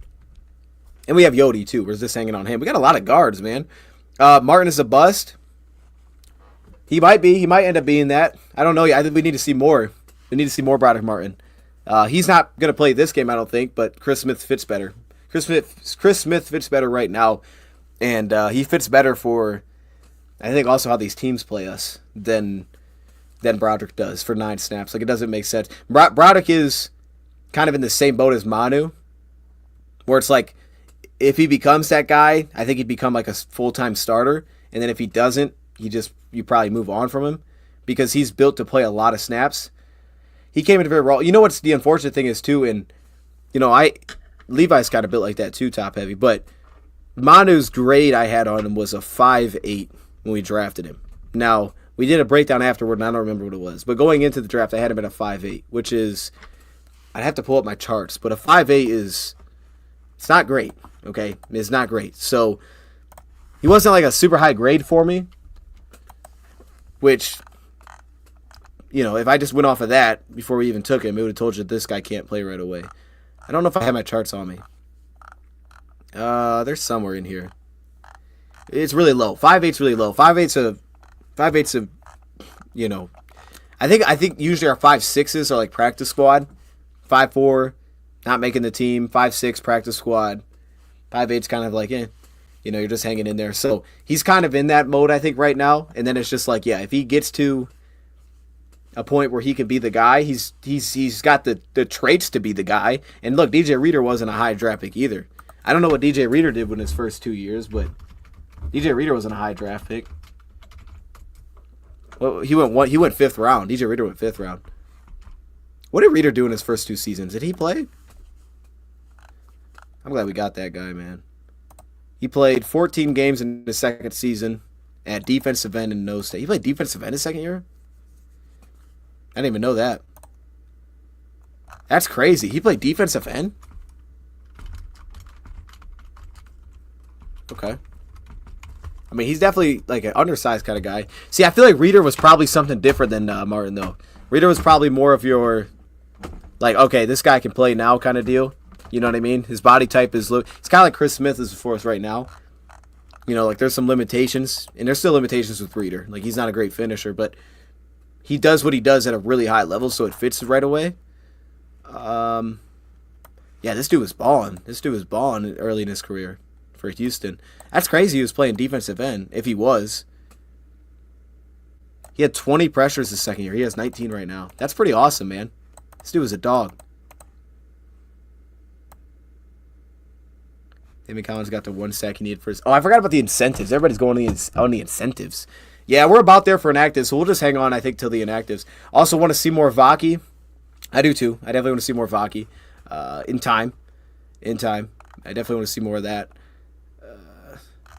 Let me see. Rakestraw's a bust. All right, John, you're just trolling, bro. Like, come on, man. Calm down. I got the Rakestraw jersey. He knows I got the Rakestraw jersey. John, you ain't slick.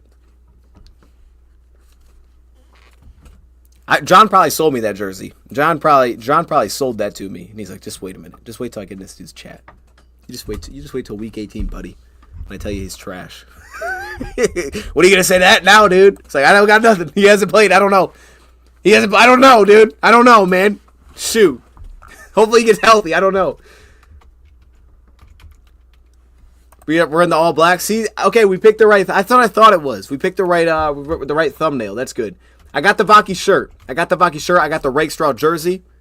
I got the Davenport shirt, which is why I thought about him today. I was like, oh man, wish this guy was healthy for this game. I'm pumped, man.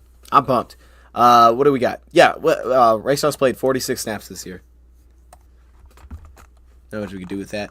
I'm excited to see him, though, in a preseason, man, when he's healthy coming in. Like, see with this guy in another preseason. Davenport's made of glass, unfortunately. Yeah. Hey, man. That's life, though, right? Like, sometimes... I hope that's not the case with me. It scares the heck out of me thinking that way. Like, I'm fired up to get back in our basketball league, man. And I know it's crazy, but I'm like, yo, this better not be one of them things where it's like, this is an issue all the time. You know what I mean? Don't let this be an issue, bro, where it's like, you gotta. Someone told me that. You know what's the worst thing in the world? Let me tell y'all something. You know what? Tell you not the worst thing in the world. It's really, really not great. Is when, and I'm sure all these people with these injuries can relate. You're rehabbing an injury, like a significant injury, and you know what they tell you? Hey, man, that happened to me one time. Yeah, it happened like 3 or 4 times, and I just said I'm done. Like, what kind of speech is that, dude? I had multiple people give me that dang speech. I'm like, what? Was that supposed to be like, oh, great, yeah.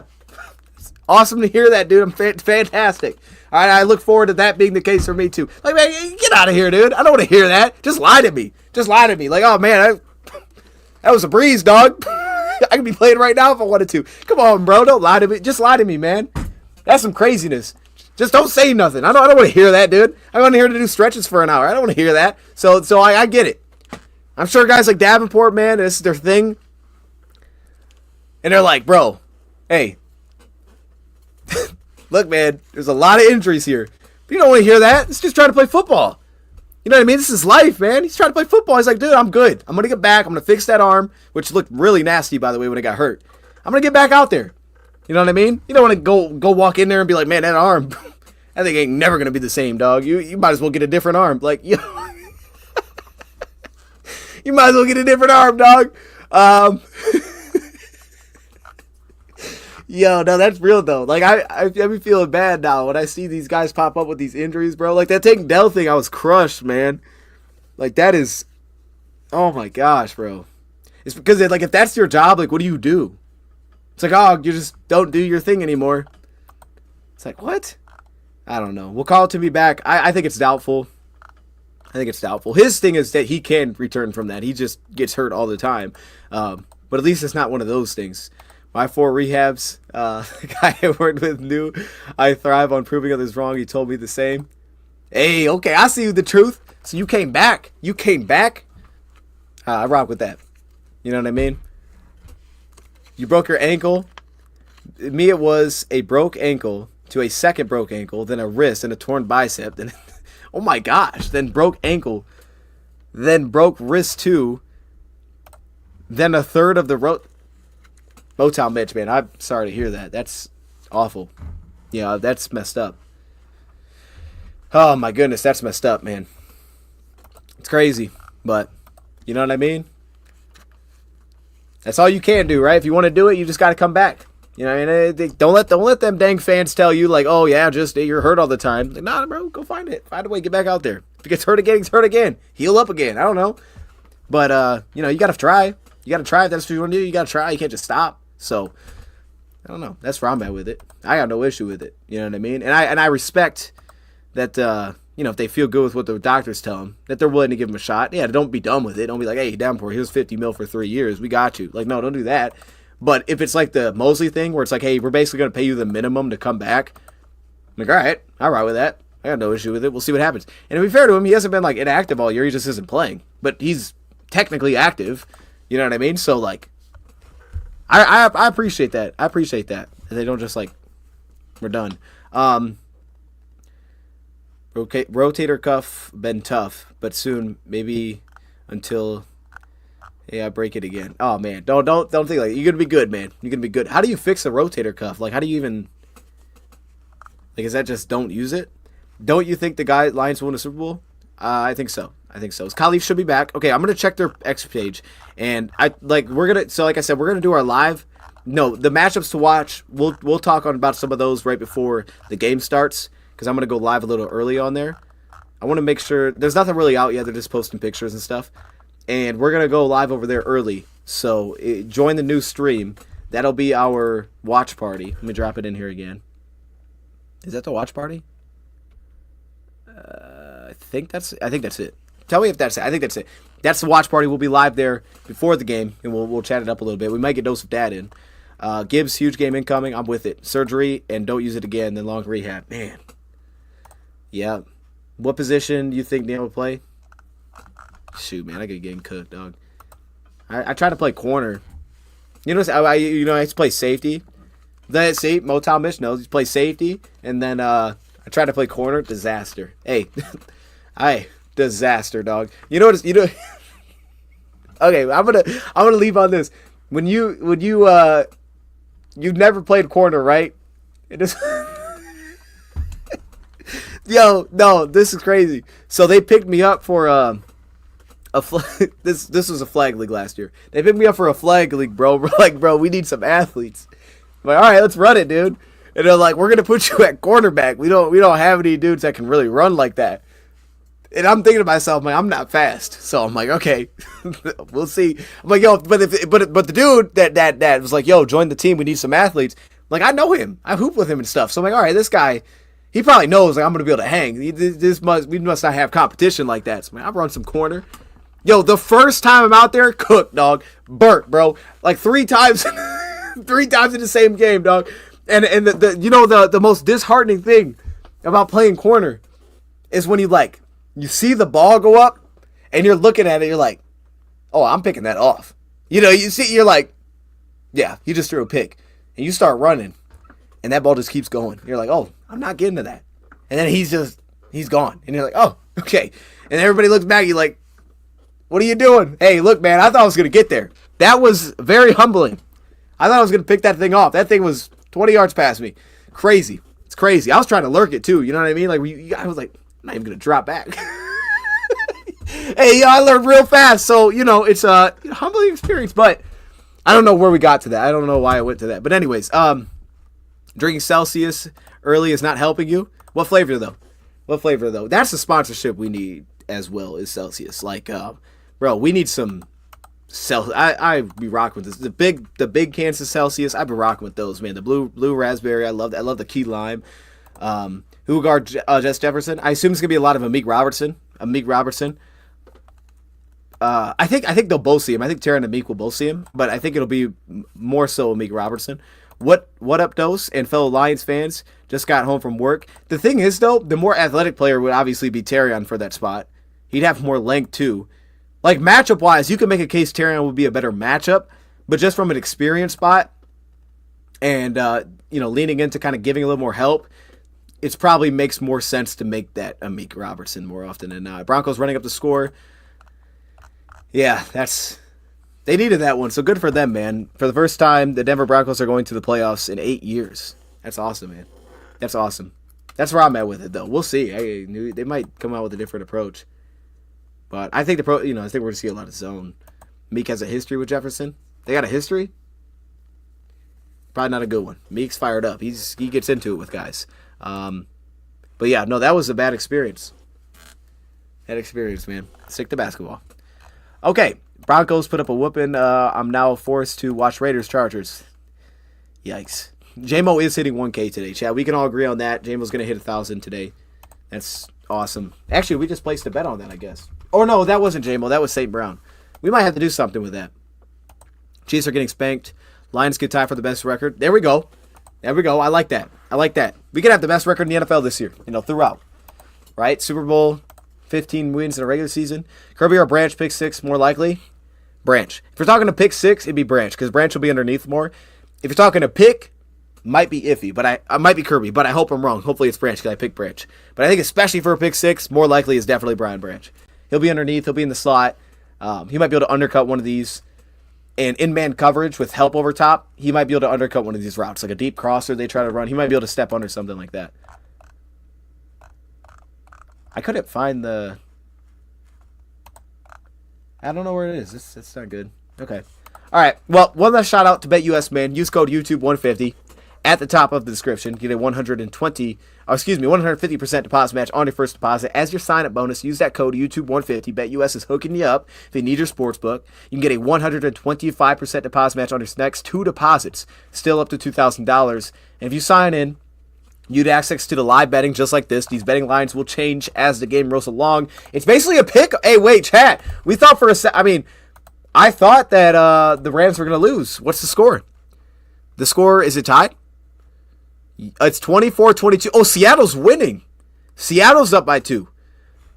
But the Rams are on the move. That is an interesting game, man.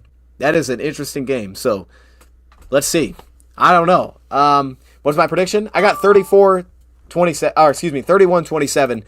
And my explanation is that the Vikings score at the end and go for it onside and don't get it. That's a little bit disrespectful to the Vikings, but I am confident. I am very confident. I'm confident our defense is going to be better than we think. But 31-27 is a close score, but I am confident. I'm pretty confident. I'm going to be honest. You know what? Let me get one of these bets. 38.5. Oh, that game's a blowout. Let me go here. Wait, Seattle just moved up. That thing is moving like crazy. Let me bet on Seattle. Seattle's going to win this.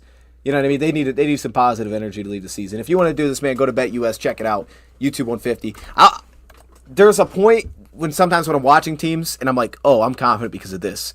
And I got there at a point with the Vikings, like, these dudes aren't all that. You know what I mean? Like, we can handle this team. You know, I remember we're going to run on this team. We're going to stop the run.